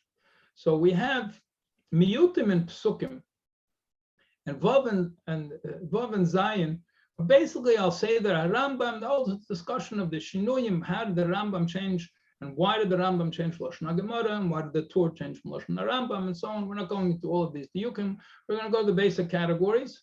And although we discussed at the beginning of the Siman the idea of Derech Bishul, over here the Mechaber is going to start off in Siv Vav with that issue basically from Yerushalmi, as the Menesa Kalim point out. But let's first go to the Bavli and see what do we learn from these psukim. So you have over here in Chum, Perakol Abasit, Kuf Yud Gimel, Amid Base. So Amar Shmuel, see in the middle, Amar Shmuel. What do we learn from the word Gedi? What's included in Gedi? Maybe just look at on the right-hand side, they put them in different categories. Amar Shmuel. What does the word Gedi include? Is the chalev, this is chalev, not chalev, the fat which is inside the Gedi, is that part of the Gedi? Yeah, it's also part of the Gedi. The chalev is part of the Gedi. Let's say the Gedi dies. Is that still called the Gedi? It's also called the Gedi. It's an available, it's still a Gedi. Let's say you have a shlil, you have a fetus found inside a female animal, and there's a fetus. Inside a Gedi, a female Gedi, you find a baby Gedi, a shlil. Is that a Gedi? It's also a Gedi. It's a fetus of a Gedi, but it's also. Well, the question, when does life start? There's a different question. But as far as the din of basar b'chalav, it's called a gedi. What's not included in the gedi? What about the blood of the gedi? So it's taka inside the gedi, but that's the blood of the gedi. That's not part of the gedi. The chaylev is, yeah, but the dam is not. Gedi is larabes, certain things, and it's the gedi lahetzi, certain things. It doesn't include the dam. It doesn't include the shilia, which is the placenta, the sac which is surrounding the fetus, and also it's the gedi that we learned earlier in Sif Gimel that it excludes the behemoth tmeya. Now we have chalev imei. Why did I have to say chalev imei? Say loisa bashal gedi b'chalav. What's epis imei? What's imei? So imei is lahetzi chalav zachar. That you have unusual cases, even with animals, it's unusual. There are cases you have goats, male goats that give milk, so that's not included. Has to be chalev imei. Only female milk is included. And let's say it was already shechted. You shechted, so inside the udder you have a whole siman. In this Seder they set up in Avineni, they don't learn Siman Tzadik, but Siman Tzadik is a whole siman about dinner kchal. What's with the kchal? The udder of the animal is a piece of meat, but it's all full of milk. What's its status? So what's with the milk which is found inside the kchal? So since the animal is already shechted, whether it's shechted or died by itself, it's not capable of becoming a mother anymore. So chalev imei means it has to be milk that came from a live animal, not milk that came from a dead animal. Chalev imei. And also it's imei of behemoth tmeya. There's not the imei of the gedi, so it's also not included. So here you can see it in the Gemara. Over here in the whatever color looks like on your screen. Amar Shmuel gedi l'rabes is a chalev, gedi l'rabes is a mesa, gedi l'rabes is a shlil. And he continues, b'chalev imei, v'lei b'chalev zachar, b'chalev imei, v'lei b'chalev shchuta, b'chalev imei, v'lei b'chalev tmeya. So all of these cases are excluded from the dinim of basar chalev. Then you have on the next amud. So it says, as far as what's included in milk, this is a brisa. This is Shmuel's and Ameda. So you have in the brisa from the Tanoim that what's included in milk. So the din is, you see on the right-hand column, you get the overview. The mei chalav, we'll soon speak about mei chalav. That's when you separate the milk solids. The way it's called, when you separate the milk solids, when you make cheese, you got the solid, which is the curds, and you got the liquid, which is the whey. So maybe we'll have soon a discussion over here and also in Sifches, what exactly is mei chalav. But basically it's whey, so that's not included in the category of milk. Dam is not included in the category of milk. And the eires, gidim, karnaim, tlafayim, the horns, the hoofs, and so on is also not included in this basar b'chalav. So mavashal b'mei chalav pater. So if a person cooked not in the chalav itself, the mei chalav, and we'll leave that for Sifches, we're going to have a discussion exactly what that consists of. You have this tesis of mavashal b'mei chalav pater, discusses its source in Gemara Psachim. Yeah, dam shabishlei b'chalav pater. And let's say it now we know the dam is not part of the gedi. So what? But it's still, could it be called part of the animal? Let's say you cooked milk together with blood.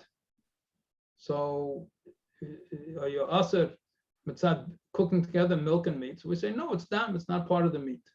But someis vagidim vakarnaim tlafayim shabishlon b'chalav pater. And also, there's no issa deraisa, at least. It says pater. Normally, pater means pater al-avaraser. Mutter means it's allowed completely. If it's chayiv, then it's issa deraisa. If it's pater, it's usually a connotation that it's also midrabban. So if a person cooked the bones, the gidim, the sinews, the horns, or the hoofs, that's also, although they're all part of the animal, it's not in the issa deraisa of basar b'chalav.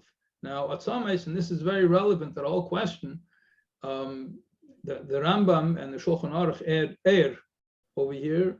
You have over here the Ainas at Sameis. You have add also being added over here, and that's very relevant to the whole question. People ask, "What's with gelatin? If you're making it out of, is it really Boser? Why do you need to have kosher gelatin b'chal if it's made out of atzamas and eres?" So a number of answers to that question. If we have time, we'll discuss it. But let's first get to the Shulchan Aruch Chatzav. Amar Reish Lakish, Linyan Bishul, basar b'chalav, mei chalav, eina k'chalav. Have all discussion, when is mei chalav? Yeah, considered like chalav, but as far as basar b'chalav, the conclusion, Psak Reish Lakish, we pass like that in Shulchan Aruch, that mei chalav is not considered chalav as far as the isser of milk and meat. The shaila is, what exactly is mei chalav? And I'm going to say something. So I think I have to do my job and mute everybody here. Part of my job. Mute everybody. Somebody has a scratchy microphone. Okay. So now we have these different categories here. You have a grill on the right, what's considered the lois avashal, and what's considered the gedi. Looks like a Rorschach test, but in any case, what's considered the bichalav. So let's get to work. So lois avashal, gedi, b'chalev v'imei. Three things we have to clarify. So Mechaber brings down these two cases, and these are discussed in Yerushalmi, and the lengthy discussion in all the Achreinim.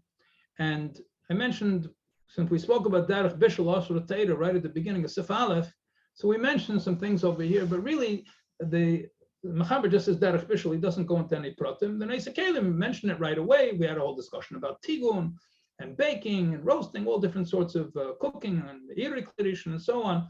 But the Mechaber only speaks about it over in Sif Vav, and he's bringing the Rishalmi, is discussing what's the din if you did Ishun, smoking. When you smoke something, let's say smoked salmon. So we know when you smoke salmon or smoked meat or anything like this, smoking is a way of preserving meat, and it has the same effect as cooking things. Now, does that have the Isser Basar B'chalav too? So we know there are different cases that Bishul is Negeya. It's Negeya to din Basar B'chalav, it's Negeya to din Bishul Akum, it's Negeya to din cooking B'Shabbos. So let's say there was smoke coming out of a fire, a person took a piece of meat and put it over the smoke on Shabbos, so they chayev skila for that. What's with Bishul Akum, what's with Basar B'chalav?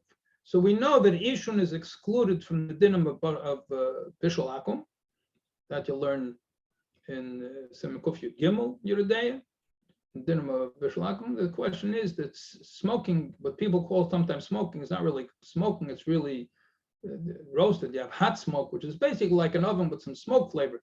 And with different ways of doing hot smoking also, but when you have smoked salmon, you have hot smoke and you have cold smoke. So the cold smoke is an unusual way of cooking. So without going into the details, a different type of Ishun, the Yerushalmi asks, and the Yerushalmi is basically Mesupik. It comes out of Suffolk, whether Ishun, when you smoke together, some milk and meat together, whether it is a Basar B'chalav.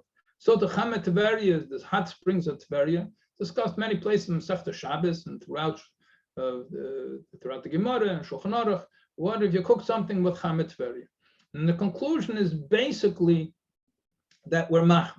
So Lashon Rambam and Shulchan Aruch is ain't a leike, that you don't give malchus. Ain't leike in Allah, Mechaber says. You see in the beginning of Sifov, Mabushal B'chamet Tveria, ain't a leike in Allah. What does mean leike? So the Maggid Mishnah says that. Why doesn't he just say potter? Why does it ain't leike in Allah? So it's not just an Issa D'Rabban, it's a Sfeika D'Oraisa. You can't give malchus because you're not sure whether it's Midiraisa or not Midiraisa. So it ends up being what's the din. In the case of Suffolk, it would be a case where it's clearly an Issa D'Rabban, so then you can, in many cases, say Sfeika D'Rabban L'Kula. But if it's itself, it's a Sfeika D'Oraisa, so then it's a different story. So both Ishun and Chamet Tveria are basically considered to be a Suffolk, at least according to this approach, and all the other categories of things which are similar to Bishul we discussed in the last Shiur. We're not going to go over it now, although it has great application. Now, what does Chamet Tveria mean in practical terms? Is it specifically Tveria? Is it a certain temperature of water? The things which it evidently applies to all hot springs. You have in Yellow Springs, Yellow Springs, what's it called? They have these geysers and they have this underground water. The place is somewhere in the Sikhs that applies to all of these underground waters which are coming up. So how common this is another question, but different sorts of cooking that people are trying to get a grasp on today, whether it's a microwave or induction oven, so you compare it to different cooking with the sun, cooking with Chamet Tveria, end up being a whole discussion in application. When you do modern day halacha, you have to isolate things down to their basic components. So often these things which seem to have no real practical application end up being very, very negated. But let's go back to it. So, sounds like a sous vide. Okay, could be. Fine. So what kind of bus are we talking about? So we learned before that dam ain't like an olav. Yeah, karnaim, tlafayim, atzamas v'gidim. The shilia, we said, is pater. And we said, but the shlil, however, is included in gedi. So the atzamas, the gidim, karnaim, tlafayim. We'll see some, when we learn inside the Machaber, we'll see some diukim about this, and especially dam. It's a very major issue. It comes out over here from the diuk lashon Machaber. There's a shach points out, very negay halacha and Hol Samach Tzedek. We'll talk about soon.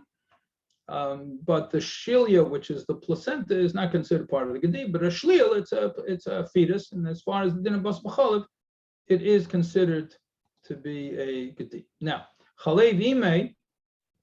So chalav shchuta, we said, once a shechter, it can't be a mother anymore. A chalav zachar, it's also obviously not an imei. I guess today nothing's obvious, but okay. As far as the Shulchan Aruch is concerned, it's obvious. Mechalav, we have a question. What is exactly the definition of mechalav? And that's the lower left. It says nisyuba d'chalva. I'm going to talk about that in one moment. I just want to say a vart about chalav shchuta. You have also the din that includes not only for shechted, it also was if it died another way, if it's an avela and it died, so it's also not capable of being chalev imei. What if it's chalav treifa? Chalav treifa is a very big shaila, especially today. They have cows which have a certain surgery, which is done on them. They're called DA cows in the business, displaced abamasum. The abamasum is the keva. We're going to have a whole discussion about keva in next week's shiur, which is the last three sifim. Keva is the fourth stomach of the cow. And what happens in modern dairy cows, very often, I don't know whether to say very often, nobody knows the exact number, but a number of these cows end up as a result of their feeding procedures and other ways in which they're raised. They have problems with the abamasum, and as a result of that, they do a surgery, and very often they make a hole in the keva, the abamasum, as it's called anatomically, and any of the evorim pnimim is nikivosim b'mashruhu, any hole in the inner organs of the body makes the animal into a treifa. So the shaila is, what's the din of chol of treifa? So chol of treifa is also a treifa. It's also chol of treifa. The shaila is, what's with Boser b'chalev? Let's say you have milk from a treifa. That's, by the way, one of the shailas today. I think if Rav Mesha would be around today, he would ask her all of this chalav akum that we have the heter. Chalav companies, as Rav Mesha called it. We're not learning his dinim now, but the chalav companies, the Rav Mesha, the famous heter that many people are relying on in terms of the Rabbanan. You can rely on the government supervision, whatever the case is. We're not going into that now. But now it's not just the inyan of Gezeirim, the Rabbanim, b'chalav akum. You have a shaila. We know that there's chalav treifa there. We know that they do the surgeries on these animals. We just don't know how many of them there are. They batul b'shishim, not batul b'shishim. In any case, the world of kashrus is giving hachsherim on these things, are relying that it's batul b'shishim, but it's not so clear that that's the case. The reason I'm bringing it up now is the very fascinating Rabbi Kiva Eger. Rabbi Kiva Eger brings down, the Gemara says that treifa cannot give birth. So what's one of the ways you can tell if an animal had a certain condition and you're not sure whether a treifa or not, suffix treifa, you see if it gave birth, then we know it's not a treifa, because a treifa can't give birth. So the shaila is, let's say it is a treifa, is that called chalev imei? Since it cannot give birth, then is that called chalev imei? So the Rabbi Kiva, a whole discussion, fascinating discussion, and he says that it's possible that a treifa could become pregnant, but it cannot carry to term and deliver the baby. So the shaila is being able to conceive. The beginning conception, is that enough to be called the imei, or does it have to finish the job and give birth also to be called the imei? And this Rabbi Kiva Eger is discussed in the whole discussion about host mothers. You see, you can learn something shleivim kemei, that when you have a host mother, a whole discussion. And this, I think it was Shlomo Zalman Auerbach, or maybe Shevet Alevi, I forget who it was, from the Heintige Rabbanim, that said this is one of the things that is not going to be paskened until Mashiach comes. About when you, let's say you would have the fertilization takes place with the egg of one mother, and then it was implanted into another woman, and the second one gave birth. One was Jewish and one is not Jewish. Who's the real mother? The child's Jewish, the child's not Jewish. You go after the genetic mother, the one that contributed the genetic material, the egg.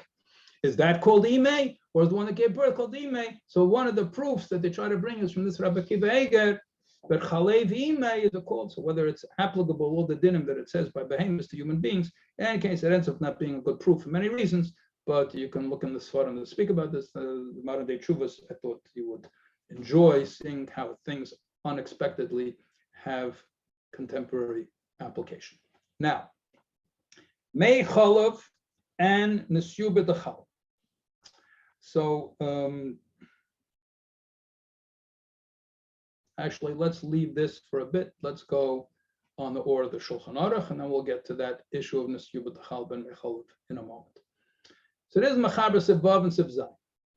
So Hamushan v'Mavushal b'Chamet Tveria ein leikin olav. So this is Ken Lashon Rambam. So he starts off with 2 in Yonim of Bishul, and we say ein leikin olav. And as we said before, that's many of them before Shema says fake the Araisa, and you don't get Malkus because you don't get Malkus if it's for sure. Began Mavashal Boser b'Mecholav, which, as we're learning now, Mecholav is just after the milk solids have been separated out of the milk. But we're going to have to speak a bit about this soon, especially to understand Sifchas. But Mecholav, as we learned before from the Gemara, whatever Mecholav is, it's not regular Cholav, whatever Mecholav is also not included. We learned before from Reish Lakish in the Gemara. Or B'Chalev Mesa, or from the milk of something that died. The Gemara said Shchuta, but it applies regardless of how it died.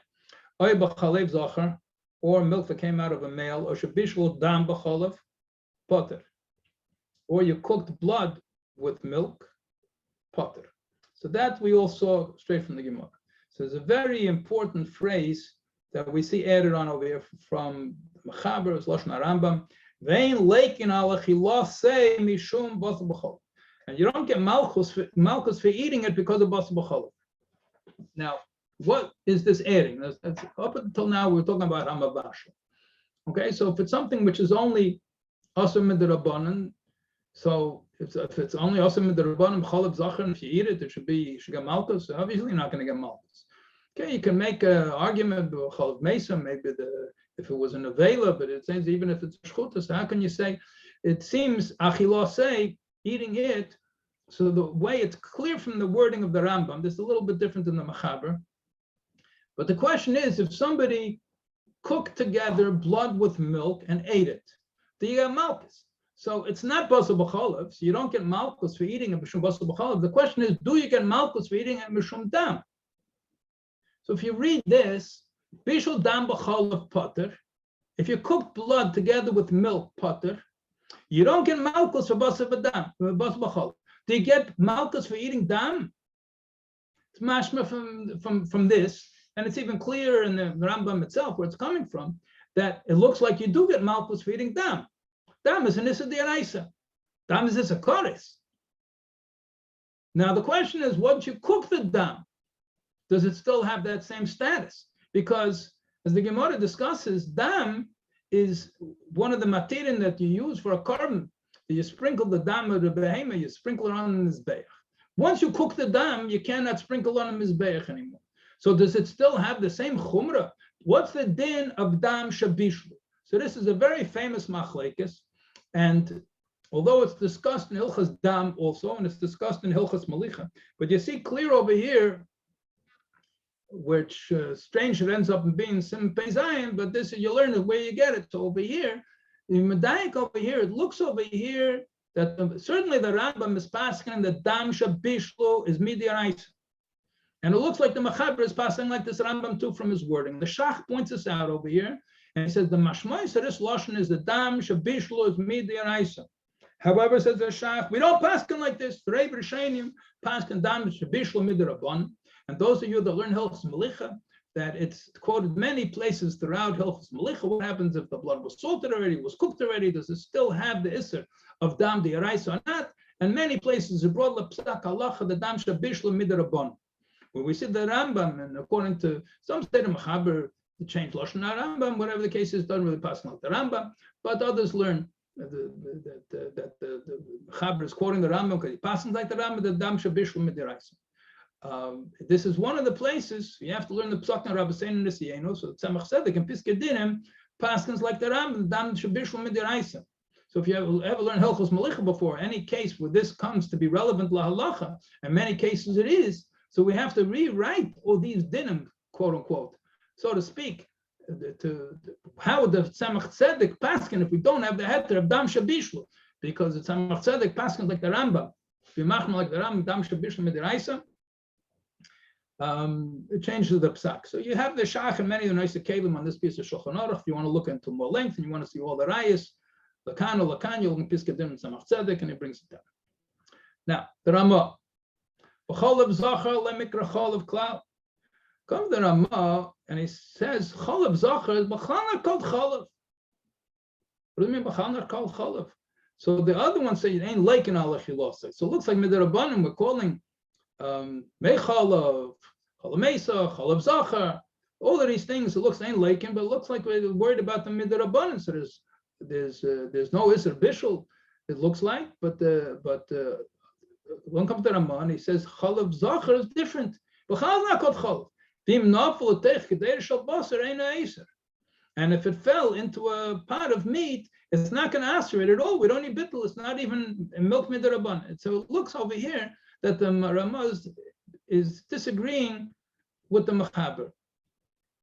Finish the Ramah. We'll come back to this in a moment. See what the Shach says about it.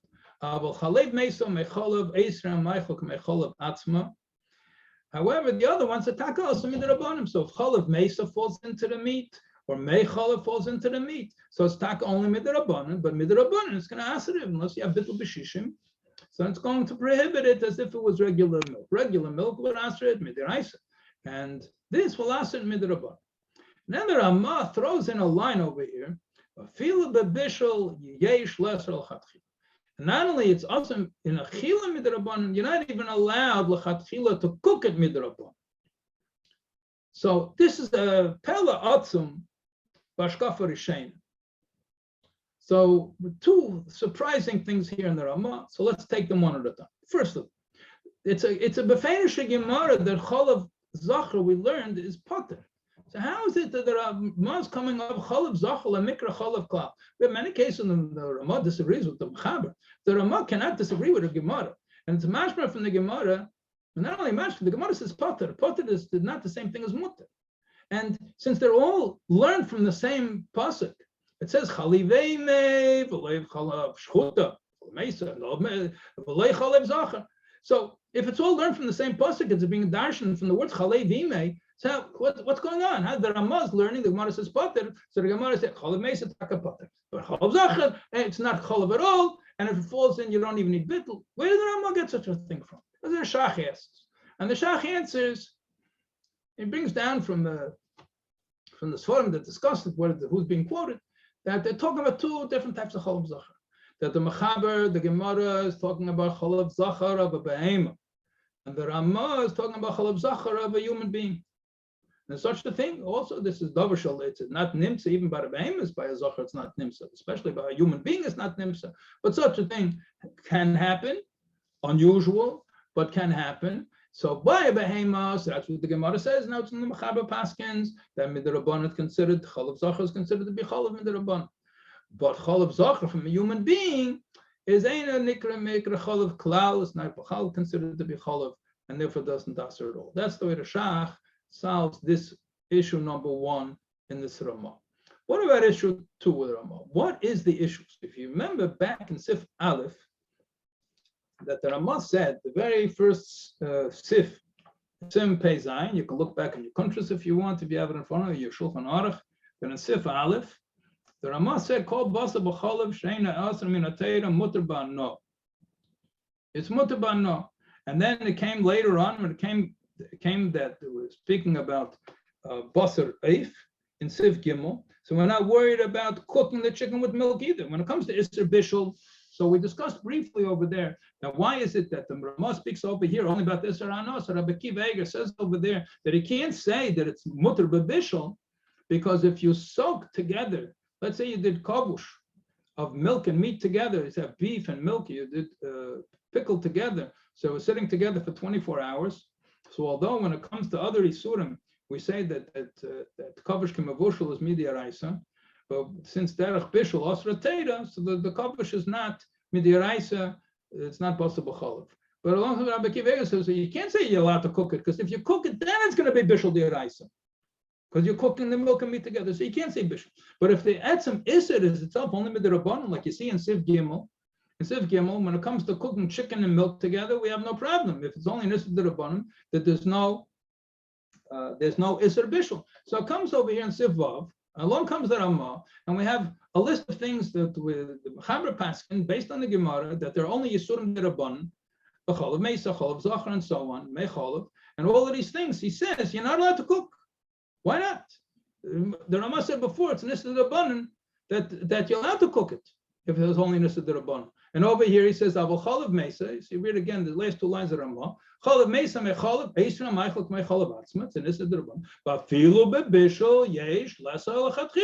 You're not even allowed to cook them lechatchila. Why not? The Ramah said before that it's only an Issa d'Rabbanan, you're allowed to cook them together. So Rabbi Akiva Eiger points this out, and he brings in the Sefer Tiferes L'Meisha that says that this is worse than those cases. Why? Because this is coming from a behemoth itself. Over there, the off is b'chal, not basar. This is milk, and it's coming from a behemoth, and it's an Issa d'Rabbanan. So therefore, within Isurim d'Rabbanim itself, we differentiate Lagabe, the Isser Bishul, between something that comes mamish from the Behema. It's a higher level, a more strict, it's closer to the Isser d'Oraisa, so to speak, because at least it's coming from Behema. So therefore, the Chalav Mesa, you're not allowed to cook Lechatchila, the Mech Chalav, you're not allowed to cook Lechatchila, even Bishul, you're not allowed to do, even though it's only Midrabanan. Okay, but the Yevid, you'll be mad at it. B'diavad, once it's cooked already, it's cooked. You're still not going to be allowed to eat it. But there's not going to be an Isser b'diavad, but lechatchila, you're not allowed to cook it together. Masha'en, in the union of chicken and milk, we do not see any Isser over there at all. And then Siv Zayin, Mavashal Shlil b'cholav chai. But the Shlil, which was the fetus, that's, we say, Gdi l'rabis Shlil. But can Eichlin, so too, so you're chai for bishul, considered to be Gedi, and so too, if it's one eats it, it's also a deraisa bas b'chalav. Ava mavashal shilya, but someone that cooked the placenta or air. So this I mentioned that this is the Rambam air to the Gemara, the hide, and also the Gidim Matzamas Vikir Karnaim Flafayim Marakim. So we see a few variations of what we learned in the Gemara. Gidim is the same, Atzamas is the same. Karnaim, it says Ikre Karnaim. Ikre Karnaim, so those who want to learn that that's the softer part, the closer it is to the head, the softer it is. So it's not Mamish Karnaim, but those that don't differentiate. And so to Tlafayim, you have the hooves. So on the hooves, you have part of the hooves that are more like softer. They're not hard like bone mamish, like the horns. So the Rambam made these words harakim. In any case, that is potter. That there's not even such a case as there's no it's the rice. It's only potter, but can I potter, and so too for eating them, it's potter. I can't go. We have some more time. We can go into more detail, but the Inyan of gelatin, the whole discussion is known that there were Gedei Yisrael, Boser, Mamish Gedelim, that were matter gelatin. How do you make gelatin? So the gelatin basically take bones and skin, cartilage, whatever, face, ears, noses, whatever, all these leftover parts of the animal, and they treat them and they extract the collagen from them. They dry them. It's a whole process.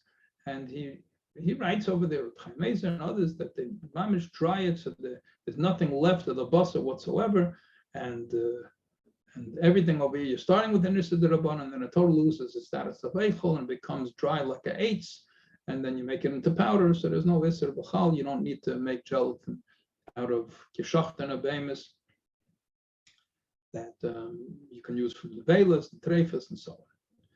So why is it that all the kashrus agencies are machmer on gelatin? So there are a number of reasons for this. We'll just give the part that's relevant over here, the whole lengthy rabbinic literature. Just to point out one thing, there's a big difference over here.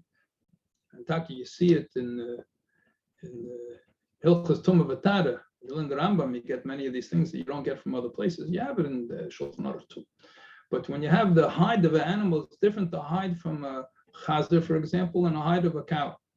So the we're talking over here about behemoths te'eres. So that is something which is only Nisa D'Oraisa. But the of a chazer, you have a whole din of Shmeina Shratzim about when is it that the has a din of Boser. You have a Perek in Gemara, Shmeina Shratzim, Chabura, making an injury. So in some creatures that the skin has the status of meat. And so to Bachazer, you have the Macholim that the Goyim make out of different parts of a chazer, and they consider the skin of the chazer, since it's soft, to be considered eichel. It's mamish like the boss. So therefore, if you're starting off something with midiraisa, so it's nicht eingefallen. The Chaim Meiser should take something which is an issa d'oraisa, and just because you dried it out, that you're going to allow it over here. You're starting off something which b'chal nish can boss it, and b'chal it's not edible. Have horns, dried out hide that had all the. It was put in acid, the way he described the process, that everything was taken out of it. There's no trace of meat left on it whatsoever. You know, from learning Rambam, that when you take off the hide of the animal, that there's little strands of meat which are attached to it. And so too within the bones. If you have a bone that has marrow inside the bone, but the marrow inside the bone is the din of basar, doesn't have the din of batzomis. So when they make it commercially, they don't have to empty all of this stuff out. You have basar there, and they're putting together behemoths, tmeyes, something like 40%. I saw one figure over there was made out of the skins, out of the hides of chazerim, of the gelatin. I don't know what's with the bones of the chazerim. Some have meat there too, so some it's not even batal bareif, much less shisha. Whatever the case, so they're all, although they are theoretically hetadim for gelatin, even from Gedela Poskim, but from the way they're actually manufacturing it, is not true. How much the fact that it goes through a change, a shinui, is a hotly debated subject in halacha, and it's a big arichas, and it is discussed regarding using many of these products. So there are many meat products that are used. You have stearates, and you have enzymes made from different things, and there's Pesach issues of enzymes made from chametz, and when things go through shinuyim, they're made from kidneys, and when they go through shinuyim, does that kidneys shenishtana, which some kashrus agencies allow, they don't call it kidneys. Other kashrus agencies don't allow kidneys shenishtana. A very humorous situation with Diet Coke made from aspartame. It's a kidneys derivative. So we had the MK and the COR both had the Diet Coke produced exactly the same way, and the MK said kosher lepesach kidneys, and the other one said kosher lepesach. So people went out of their way to buy the one kosher lepesach. Their own kidneys on Pesach. Meanwhile, it was the exact same product. It's just that one agency relied on the heter kidneys and said that since this aspartame went through a shinui, another shinui lost its status as kidneys, and the other agency said not. So we have many different cases when we're dealing with all of these meat derivatives, and you have all different sorts of, a bit less as a result of mad cow disease. The government is more restrictive on the things you can do with all the meat byproducts. There's a person that wrote a book. She went to a not Jewish woman in Europe. She went to a slaughterhouse of pigs and traced every single piece of the pig, where it went, who bought it. And she showed how it's showing up everywhere, from tambourines to toothbrushes to cottage cheese. Very interesting book. You want to see how these things get processed and used later on. In any case, so it's a discussion that centers around many of the Shalos and Shuvas, according to these dinim over here, about what happens to things afterwards. And as I said, this is the source, the din of gelatin. Just to mention, things go through shinuyim. You even have an Alter Rebbe Siddur, say the Berel Chazanen, very important din of musk, which is also a yetzim and a chai, which goes through a shinui. Whole discussion, musk. The Rebbe quoted this din. It's a rif. The rif, Gemara Brachas quotes it. It's muska. That the Rebbe spoke about it. Like the Rebbe's chaim muska. The musk, the meir k'tzia, and some monim, the keteiras. So this musk comes from a non-kosher product from an animal. All discussion out there brings it down whether it went through enough shino to be mutter or not. Okay, let's go further. So the Shach says in these two sifim, all these cases says ein leiken olav. We learned it from the Gemara. So all of these, the drushes from the pasuk are midiraisa, but they're nevertheless asura midrabanan. Rabbi Kiva says that although other isurim derabanan are mutar b'bishul, but over here asurim derabanan feel b'bishul. Ki medubar chalakim shel behem atzmi. Unlike the cases we had before, like Boser eif b'chalav, that the bishul was mutar. Over here we're talking about from the animal itself, and therefore it's more of a chumrah, and we asur midrabanan even bishul.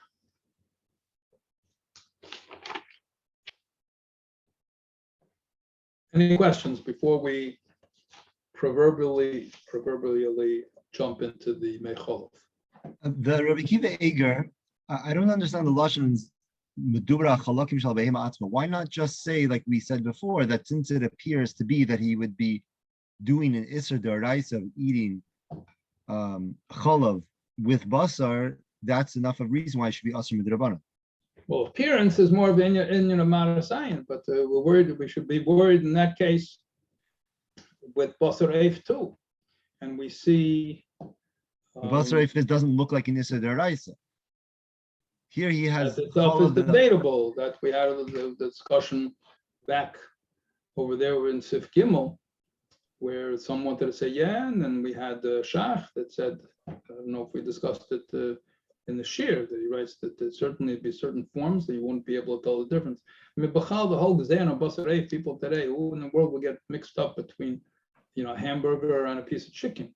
But the fact is that Boser eif is not just chicken. You have all different sorts of birds which look much closer to meat, and especially if you're not talking about beef, you're talking about, let's say, lamb and goat, and you take a duck, certain types of duck, and you put them next to a piece of lamb or a piece of goat, very difficult to tell the difference. Especially when you get to Boser chaya, it becomes even more difficult. So the Rambam, when he speaks about the Gezeira of Boser eif, that he says it's yeshayach to get mixed up.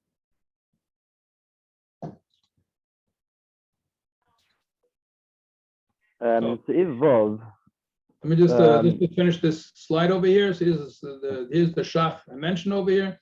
So he has highlighted over here the stira between the Mechaber and the Ramah, and even the Shach solution. The Chalav Zachar Shal Be'em is also Midrabanan. So Mechaber is talking about, and the Chalav Zachar Shal Be'em is Mutter. That's what the Ramah is talking about. And then we had. Why would the Ramah have to bavar over here? Just finish this one thing, just 1 second. And Leikin al Chas Mishum Basa B'Chalav, Mediva Shulchan Aruch Nish, and Leikin al Adam Mishum Basa B'Chalav. Of Leikin Mishum Dam. So it looks like Dam Shabishal Midiraisa. Allah Chakosav Ramah Shadam Bavush Allah Rach Midrabanan Ben Leikin Olav. That's the Ramah writes previously in Yeridei, and the Shach quotes it over here that is the Psak of Rav Poskin. As I mentioned, Tzemach Tzedek doesn't agree. Yes. Why would the Ramah have to bavar in the Chalav Zachar of an Odom is mutter? I mean, why would you think that it would? If Chalev Isha, which is a lot closer to milk, and that's the Dover Motzi doesn't ask Sekter Shal Basar, it's only about a sign. So why does he have to get into the pilpul of Chalev Zachar? Well, it looks like it's even more makel than Chalav Isha.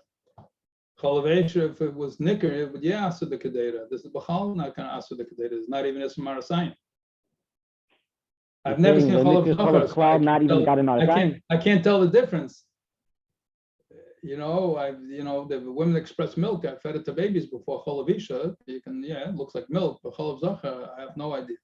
But it looks like there's no Ismar Sayin. If you want to start asking about the Ramah, I have another question on the Ramah. How are we supposed to have Ruach HaKedesh to know that this says Chalav Zachar, this is Chalav Zachar? Where's the Merumas over here that is talking about Adam? Right. So I have a difficulty also with this Ramah, but if Chalev Isha fell into a pot of basar, it asks the pot is also If it's nicker, if it's not nicker, then there's no Samarasayan. But if it's nicker, then it's Samarasayan in the pot too. And even if you put a sign or something that it's Chalev Isha, then the whole Marasayan is like that. You eat chicken and milk and say, "Hello, I'm chicken." Fine, but has it on the same line as Chalev Shkedim, and it says you can put the Shkedim next to it. You put shkedim inside, we have a mucker to be able to help. Okay, let's go further. Let's first get some definitions. Yesh mishaymer. before we read this, let's do the pictures first. Cheese making. Is Rabbi Lewin still here? Rabbi Lewin, you here? Rabbi Lewin is our local cheese expert. Rabbi Lewin Shleich in Quebec City. Yeah, goes to the cheese making places. Any question about cheese, you can ask him. So you have here on the right, somebody making cheese. How do you make cheese? Oh, here's Rabbi Levin. How do you make cheese? So you have two basic ways of making cheese. And the reason I'll spend a minute or two on it is because it's going to create a yesod for next week. We're going to be talking more about cheese. You can make this acid-based cheese and there's rennet-based cheese. You have to, when you have the regular milk as it comes out of the cow is about 4%. We mentioned this when we were speaking about dogim b'cholov. Approximately 4%. It could vary, but it has a certain milk percentage. Then you let it sit, the cream goes to the top. But you have a lot of liquid content over there. If you want to make cheese, there are two ways you can do it. You can do it in your house, take a glass of milk and pour some vinegar inside, pour a little vinegar, put some lemon juice inside.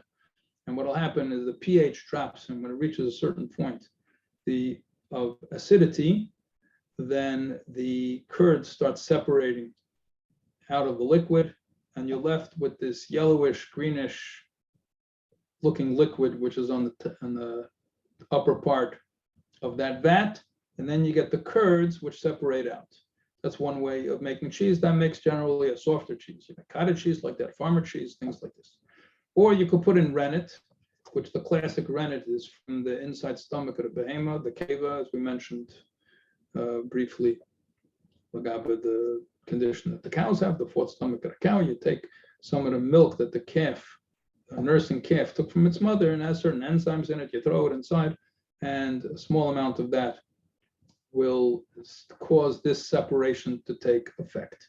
So what happens is you have a large amount of this liquid, which is called in English whey, and then you have the solid parts, which is the white part, which is going to be made into some sort of cheese. Now this whey is called in Lashon HaGemara Nisyubi Dechalva. So he writes in the parentheses over it's in the same Aisius in the Shulchan Aruch Ramah, but it's not from the Ramah. But in any case, Pirush Cholav Mismatzav Mikipor Nagavina. When you solidify cheese, so the liquid which is left on is called Nisyuba Dechalva. And when you make Kuta Chabadli, you learn those learns from Sefta Psachim. Kuta Chabadli, that's the kavayas of the kutcha we learned in the beginning of today's share. That's kutach is made from whey. So in the old days, they found uses for everything. Here we're discussing what to do with the karnaim, tlafayim. Today also they use everything, but people in their houses not necessarily. They'll get rid of it. And for many years, the whey, they would just get rid of it. In the cheese making factories, they produced a bunch of whey and they would just flush it down the drain until the municipalities discovered that this whey is not biodegradable. It was stuffing up all the pipes, and they started taxing them and charging them for dumping the whey down the sewer. So if you cannot, it started costing a lot of money to get rid of this whey. So somebody figured out a marketing approach. If it's costing you such a big loss, then sell it to the consumers. And suddenly whey is the next best thing to mother's milk. Whey is the best for this, and whey is the best for that. Found a million ways to sell whey. Whey, I think there's 16 from that greenish, yellowish water over there. I think today you have 16 or 18 different products you can make from it. And the Shulchan Aruch over here is going to discuss one of them. But you see it today, if they make whey powder and they mix it into cereals, into cookies, into bread, into all sorts of things. They make concentrate out of it. There's whey, WPC, whey protein concentrate, WP, what's the other one? What, WPI, 11 isolate, yeah? Whey protein isolate, WPI. And they put it into protein shakes, and it makes muscles better than anything else. Mamish made it all of these things. Shame.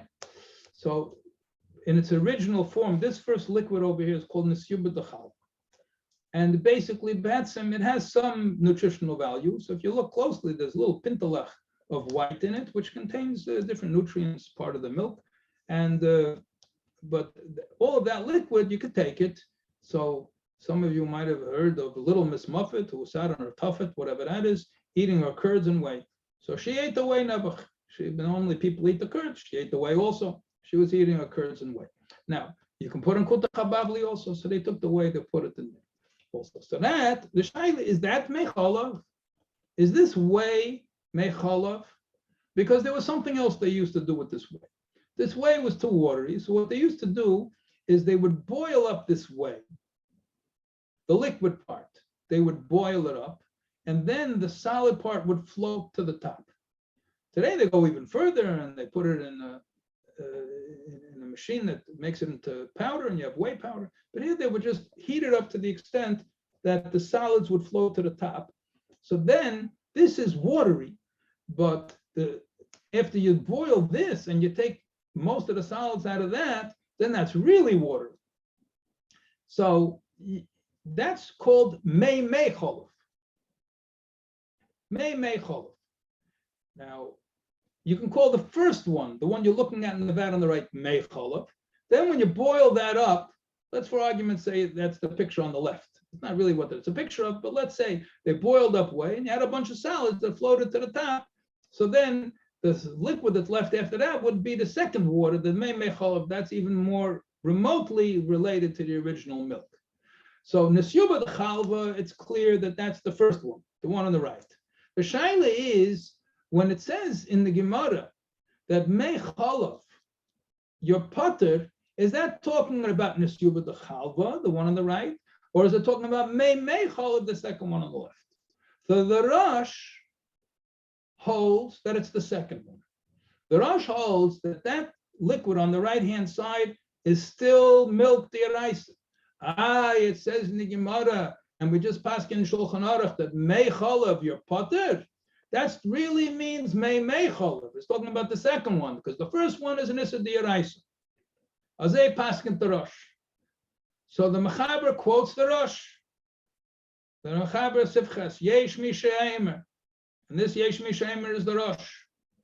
We'll soon discuss this lashon yesh mi she'emer, what it means. La yesh mi she'emer, the nesyuba the chalva, which is the first liquid, einam b'chlal mecholav v'asa min atayra.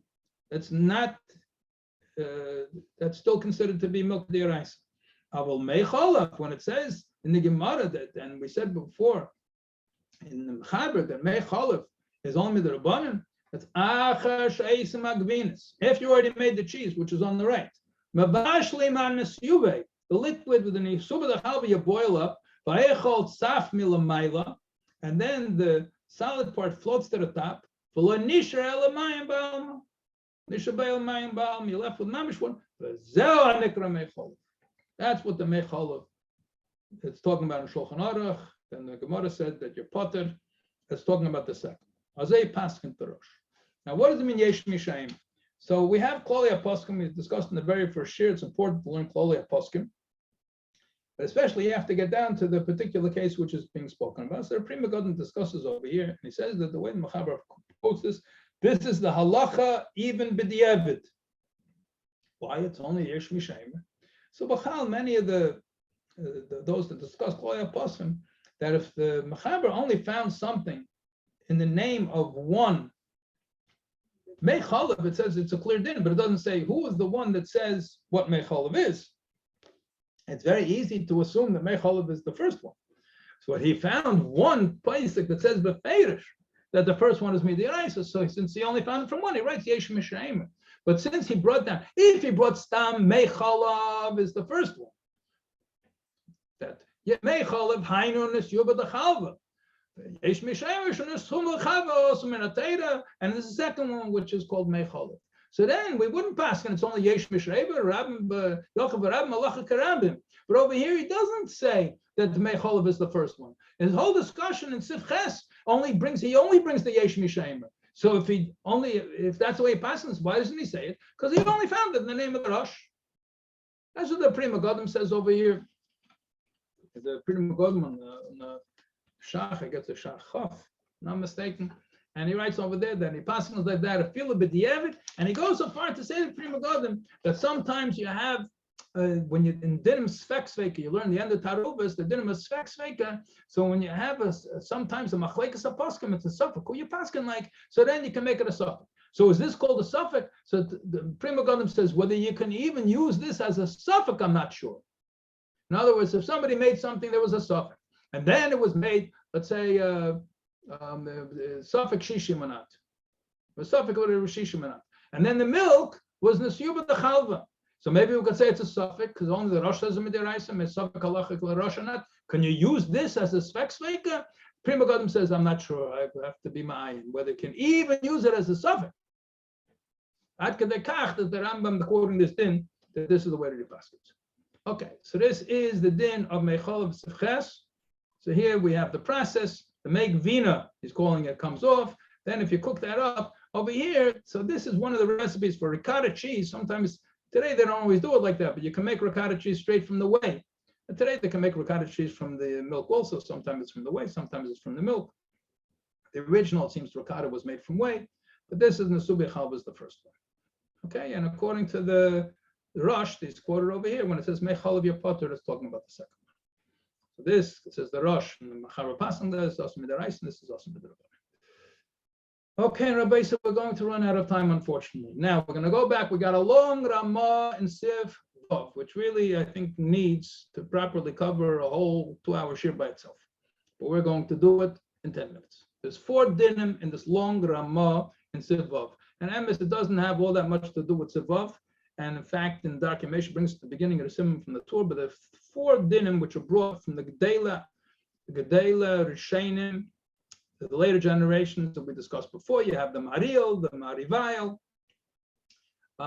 You have 4 different dinim that the Machaber doesn't quote there. The Gedela Ashkenaz, the passing 4 different chumras, lagabe basal b'chalav. So let's go through. We'll see how many we get through.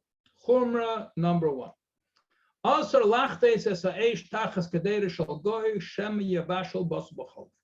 had goyim living in the house. The goyim, they didn't eat kosher. They ate not kosher. So they have a pot. So are you allowed to stir the eish tachas hakadera? The people would have coals, they would have wood, whatever the case is. And often they would do it not to help the guy cook. We have to help the guy cook. They want to keep a fire. You need to keep the fire lit. So you have to keep it from going out. They would stir the fire. So in the meantime, that is an act of bishul. Anything which is kiruv bishul you have on Shabbos, that if you stir a pot, for example, or you put a cover on a pot, if it wasn't fully cooked on Shabbos, you chayav bishul d'oraisa, if it wasn't fully cooked already. So too, stirring the fires, then you have a problem. If it would be Shabbos, it would be Mavir. Here we have only the problem, it's a weekday. The only problem is bishul basal b'cholav. So the shaila could go in a number of ways. First of all, it could be, you don't know what's in the pot. Maybe there's basal b'cholav in the pot. You stir the fire, you're increasing the heat, so you're cooking mamish basal b'cholav. That there's no question. Let's say there's only Boser in the pot. But maybe in the morning, the guy made hot chocolate. And the pot is a ben yemei. And it's milchik ben yemei. And then it's got meat in it. And you're going to turn up the fire. You're going to stir the coals. Now you're cooking basal b'cholav. There's no cholav there. But tam ke'ikir. We're going to learn more about kelim starting Simon Sadi Gimel, really. But we know that we have a din tam ke'ikir, and we have the blia of the absorption of taste, which is milk in the wall of the pot. They're going to come into the meat. It's also a problem, basal b'cholav. Let's say there's potatoes in the pot. But maybe the guy had hot chocolate for breakfast and then cooked in the same pot meat for lunch. And then now having potatoes for supper. So there's a blia basal b'cholav. So then the taste is going to come in for potatoes, but you're not eating the potatoes. The guy's eating the potatoes. Is there a problem? Bishul basal b'cholav of the blia in the walls. So they're achreinim b'seiva, and that's a problem. Bishul basal b'cholav. Isn't there no ben yomei fire? Does it even go on the isser bishul? So that's a machlekes achreinim, and there are achreinim that are machmel lechatchila, that even if it's only a blia, if it's a ben yomei, certainly, whether you're going to go so far and to be gazer on an Eina ben yemei is another question, but you're going to be machmel lechatchila even on a blia. So I think, I forgot if I mentioned this class or another class. I had once a shayla, somebody who runs a nursing home, a goyish nursing home, and the cook quit, and you had all of these old age home, these old Italian people over there, and they needed to cook, and the person wanted to know, they could cook for them. So it's a problem basal b'cholav. You have this bishul. get somebody else. If you make sure that they only cook parv and it's ain't a ben yemei, whatever the case, could you kasher it? It was a whole shaila involved over here. The big chiddush of this din, also lachtes, means, and this is something Rabbi Kiva points out, and this is something which we see a raya from here to a chiddush din of the Alter Rebbe, a very, very widely applicable chumrah of the Alter Rebbe in the din of psik reisha. When the guy stirs the pot, why is he stirring the pot? Is he stirring the pot? He intends to cook basal b'cholav. He has no intention of cooking basal b'cholav. He thought this basal b'cholav, for sure he wouldn't do it. He knows you're not allowed to cook basal b'cholav. So what does he have in mind? He has in mind that the fire is shouldn't go out. So that's a davar she'eina miskaven. Davar she'eina miskaven. What's a din? So you have machlekes, Rav Shimon, Rabbi Yehuda, famous machlekes. We paskin that in general davar she'eina miskaven your potter unless it's a psik reisha. Psik reisha. So even the Rabbi Shimon who says you're potter for davar she'eina miskaven, if it's a psik reisha, if it's for sure it's going to happen, so then even Rabbi Shimon is going to say it's no good. Fine. So that's why it is when you walk through a field, you look when you came through the field, and you see there's grass on your shoes. How did the grass get on your shoes? That means you tore grass from the ground when you're walking through the field. How are you allowed to walk through a field? Maybe you're going to tear grass. You can't tear grass on Shabbos. So the answer is, first of all, it's davar she'eina miskaven. Okay, davar she'eina miskaven, but psik reisha also. So if it's high grass, that there's no way to walk through it without cutting the grass, so then it's taka us, then it's a psik reisha. The famous example that you're schlepping a bench on a dirt floor, so you're going to be doing cheresh because it's going to make indentation in the earth. So if it's so heavy that when you pull it, it's a psik reisha. So even though you have no intention, you just want to move the bench and it's too heavy to pick up, so you're schlepping it, you're dragging it. But if it's a psik reisha, even though it's davar she'eina miskaven, it's no good. But if it's not so heavy and maybe it'll make an indentation, maybe it won't make an indentation, so that's mutter. That's a din by a psik reisha. So what's going on over here? The guy's stirring the thing. Is there, it's a suffix. It's not a psik reisha. Is there for sure basal b'cholav inside the pot? He has no idea what's inside the pot. He's stirring the thing. He wants to keep the fire lit because he wants to have a cigarette later on. Who knows why he's stirring the pot? But it's a davar she'eina miskaven. For sure, he has no intention of cooking basal b'cholav. So what's the problem over here? Asked Rabbi Kiva Eger. So davar she'eina miskaven. It's not a psik reisha. What's the problem? So Rabbi Kiva Eger says that it's different. What do you mean? It's not a psik reisha. We don't know whether there's basal b'cholav inside. That's not a suffix psik reisha. It's not a suffix psik reisha. And there's a difference between you not knowing. It's not called a suffix. That's called you don't know. Alter Rebbe says this din, and all the applications of modern technology. You have Rabbi Levi Yitzchak Alper and Al Sholem ran a mochen in Eretz Yisrael, which was the most advanced mochen in terms of issues of halach and technology.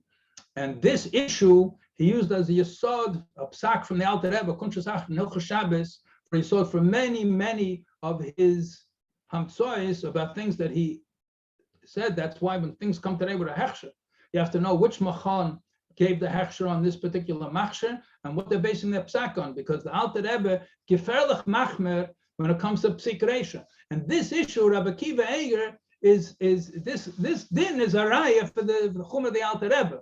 Rabbi Kiva Eger was by the days of the Middle Rebbe, he doesn't mention the Alter Rebbe, but the Alter Rebbe says if you open up a door and you have a candle in front of the door, and you don't have such a wind blowing that it's necessarily going, you just want to open up the door. You have no intention to blow out the candle. Okay? Is it a psik reisha? So it's davar she'eina miskaven. If it's a psik reisha, that when you open up, that for sure the candle's going to blow out. You're not allowed to open the door because it's a psik reisha, if it's davar she'eina miskaven. Let's say the wind is not blowing down. Sometimes the wind blows, sometimes the wind doesn't blow. So it's not a psik reisha. Says the Alter Rebbe, that's not called a suffix psik reisha. Why? Because you just don't know if the wind is blowing or not. But if the wind is blowing, for sure it's going to blow it out. That's also a psik reisha, says the Alter Rebbe. So unbelievable chumrah. And the emes is, it's very, very similar to the chumrah over here, Rabbi Kiva Eger being masber this din. Why is it you're not allowed? It's not just you're allowed that if you know the basal b'cholav inside. You're not allowed to stir it, says the Ramah. Shema yavashal basal b'cholav. Says Rabbi Akiva, why is not a davar she'enim miskaven? It's a sofek psik reisha, because it's not a sofek. It's just you don't know what's going on inside the pot. That's not enough. That's going to get you out of the psik reisha problem. So this, in a very unexpected location, we find a very, very applicable din. Okay, so that's the first of the four. There are a couple of minutes left over here. Where's this Kuntres Achron? Kuntres Achron is in a Reish Ayin Vav, maybe. It's by opening the door in front of a candle. I think it's Reish Ayin Vav. I don't remember which sim. One of those simonim over there. I feel I'm always going to be about Chayfer Shiurim. The last three cases we will do Mirz Hashem next week. I think we can do it. We have only 3 sifim next week. I just want to finish two last points. Lagabe Sifches, and we'll do the other 3 dinim of Ramah Vav in Mirz Hashem next week. Just wanted to mention 2 things that when we're talking about making cheese, they're cooking the Neshuva the Chalva. If you remember, according to the Rosh, the Mei Mechal of the second Chalav, he's saying that's the one you putter on. So the Mefarshim ask, many Achronim ask, what's going on over here? Tam Kekas Midiraisa. You're cooking, you're saying that the Mei Chalav, the first one, the Neshuva the Chalva, the way, according to the Rosh, that's milk Midiraisa. So when you're doing, you're cooking it. And you're cooking it, and as a result, the Eichel Tzaf Lamaila, and then you're left with the Mayim Ba'alma.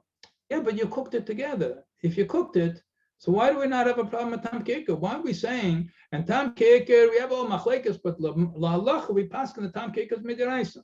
So if that, the Neshuva the Chalva is Midiraisa, and now you cooked it to get rid of the Eichel, so what does that help? It absorbed the time of the Neshuva the Chalva. The Achreinim asked this question. What did you help over here? So they bring different terutzim. Also Rabbi Akiva, also many of the Mefarshim speak about it.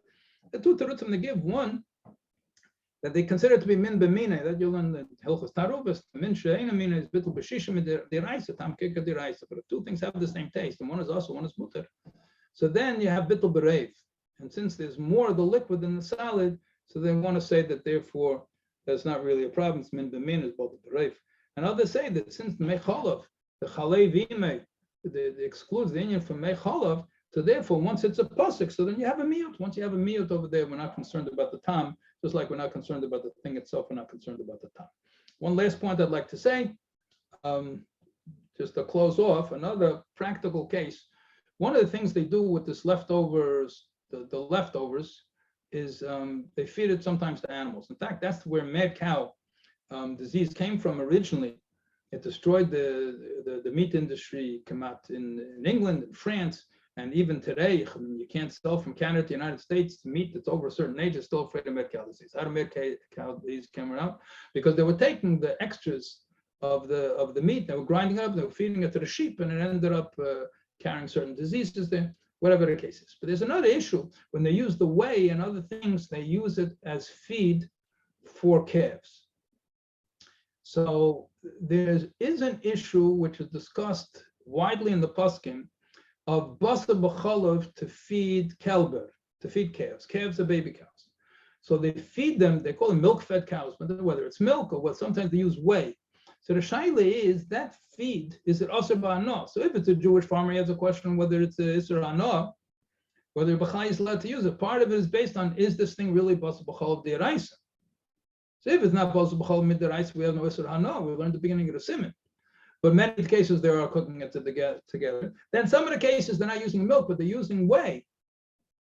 But according to the Psak and Mechaber, according to the Rosh and Simchas, whey is also most mid'iraisa, so it's still aser ba'anah. So you can't give it. So let's say you gave it already. So what's with the calf that grew from it? So the din is, if an animal grew on something that was treif, even if it's not iser hana, you're not allowed to eat the animal. Now, if it's eating some things which are treif and some things which are kosher, which is usually the case, where it says zev zagadim, and it's not just the Boser b'chalav that they're living from. So then we say it's zev zagadim. That we're going to have a next week's shiur. The whole din is zev zagadim. There's multiple causes leading to it, but there are a number of communities that are very restrictive. And before they'll give a hechsher on veal is when you shecht a calf, they'll check into the feed to make sure that it's not basar b'chalav, or if it is basar b'chalav, to make sure it's devas agadim before they'll give a hechsher on it. How would the whey have meat in it? And they cook it together to make the feed. They cook it together with meat. Okay, fine. Look at the chat over here. What's the question? What's that? Isn't that blood in the chelman? There, the blood was around the chelman. If that's what you're talking about, the din of not salted basar b'chalav. So it's basar b'chalav. The shaila is what's with the dam. But b'ntzad basar, if it was not salted, it's still basar. Gonna make it may chalav. What's the one why things lose their identities, become more and more processed? B'chal isn't still the davar also itself. What's the svara havana in this? It's a machlekes poskim, whether you can or not, but you see, and you can look right in the siddur next. You have a siddur with a tilim in it. Look at the beseder berachs, and then it's in the perak on the reyach, because musk oil is also used as a perfume, but it's also used. The fact is, it's used in the flavor industry. Musk oil, most of it is used synthetic, but they do have the actual musk oil itself, and it's the same. The same musky deer, the same chaya that they always got this stuff from, and it's much more expensive. And it's whole discussion in the Rishonim, whole discussion in the Keteris. How could you take something from a treifa thing and use it for the Keteris? Okay, but it's a machlekes Rishonim, that it's not the original thing. Just like we see the Svara, just like now over here, you see that the Mechalav also changed its identity. As a result of the Shina went through. So you see, we have a Ferisha Gemara that we differentiate. We see that, but what's the Svara, the Havana? Why it should lose its categorization? It's still Oisei Davar. I mean, it's still the. What's the? Yeah, I didn't go into it, but I'll say this last thing because we're going over. But I'll just point you to the shach here, Lagabe Mecholov. So he says, really, he just says, look back over there in the dinim and pei aleph, the dinim with Dvarim Hayitzim and Achai. The Ber Heitev gives you a little more detail what's going on over there. But you look back over there. So I mentioned over there, the milk itself would be able to menachai if not for a pasuk. So the Mechaber over there brings not by name, the Torah brings the name Rabbi Eliezer, who holds that Mei Chalav is Ever Menachai. In other words, the pasuk told you that Chalav would be Ever Menachai, not from a pasuk. Okay, fine. So Chalav is mutter, not Ever Menachai. But maybe it only was matar chalav. So now that it went through a shinoi, maybe now it's Ever Menachai. So the Shach explains over there, no, when the pasuk was matar chalav, it was matar chalav with all of its chalakim, leilam vayad, even after you separate it out. But we see by dam lamashal, so you see by blood, which is in meat. So dam shapirshu is also dam when it's in its place is still mutter. So we see once it went through a shinu, it changes its status from heter to iser. Okay, when it comes to the milk, once you change its composition, you change it from iser to heter. So we see these faras even midiraisa. So I mean that's the idea. We see many places in the Torah things that once you change things, it changes their status. Okay, Rabbi say Yashar Keich, they'll be posting a recording of this, and you all, I suppose, have my email. It's bbbb770@gmail.com, and you're all welcome to participate. If you don't have the invitation to the WhatsApp group, we have a WhatsApp group, and you can email. And in the meantime, we'll see you Mitzvah Hashem next week. Call to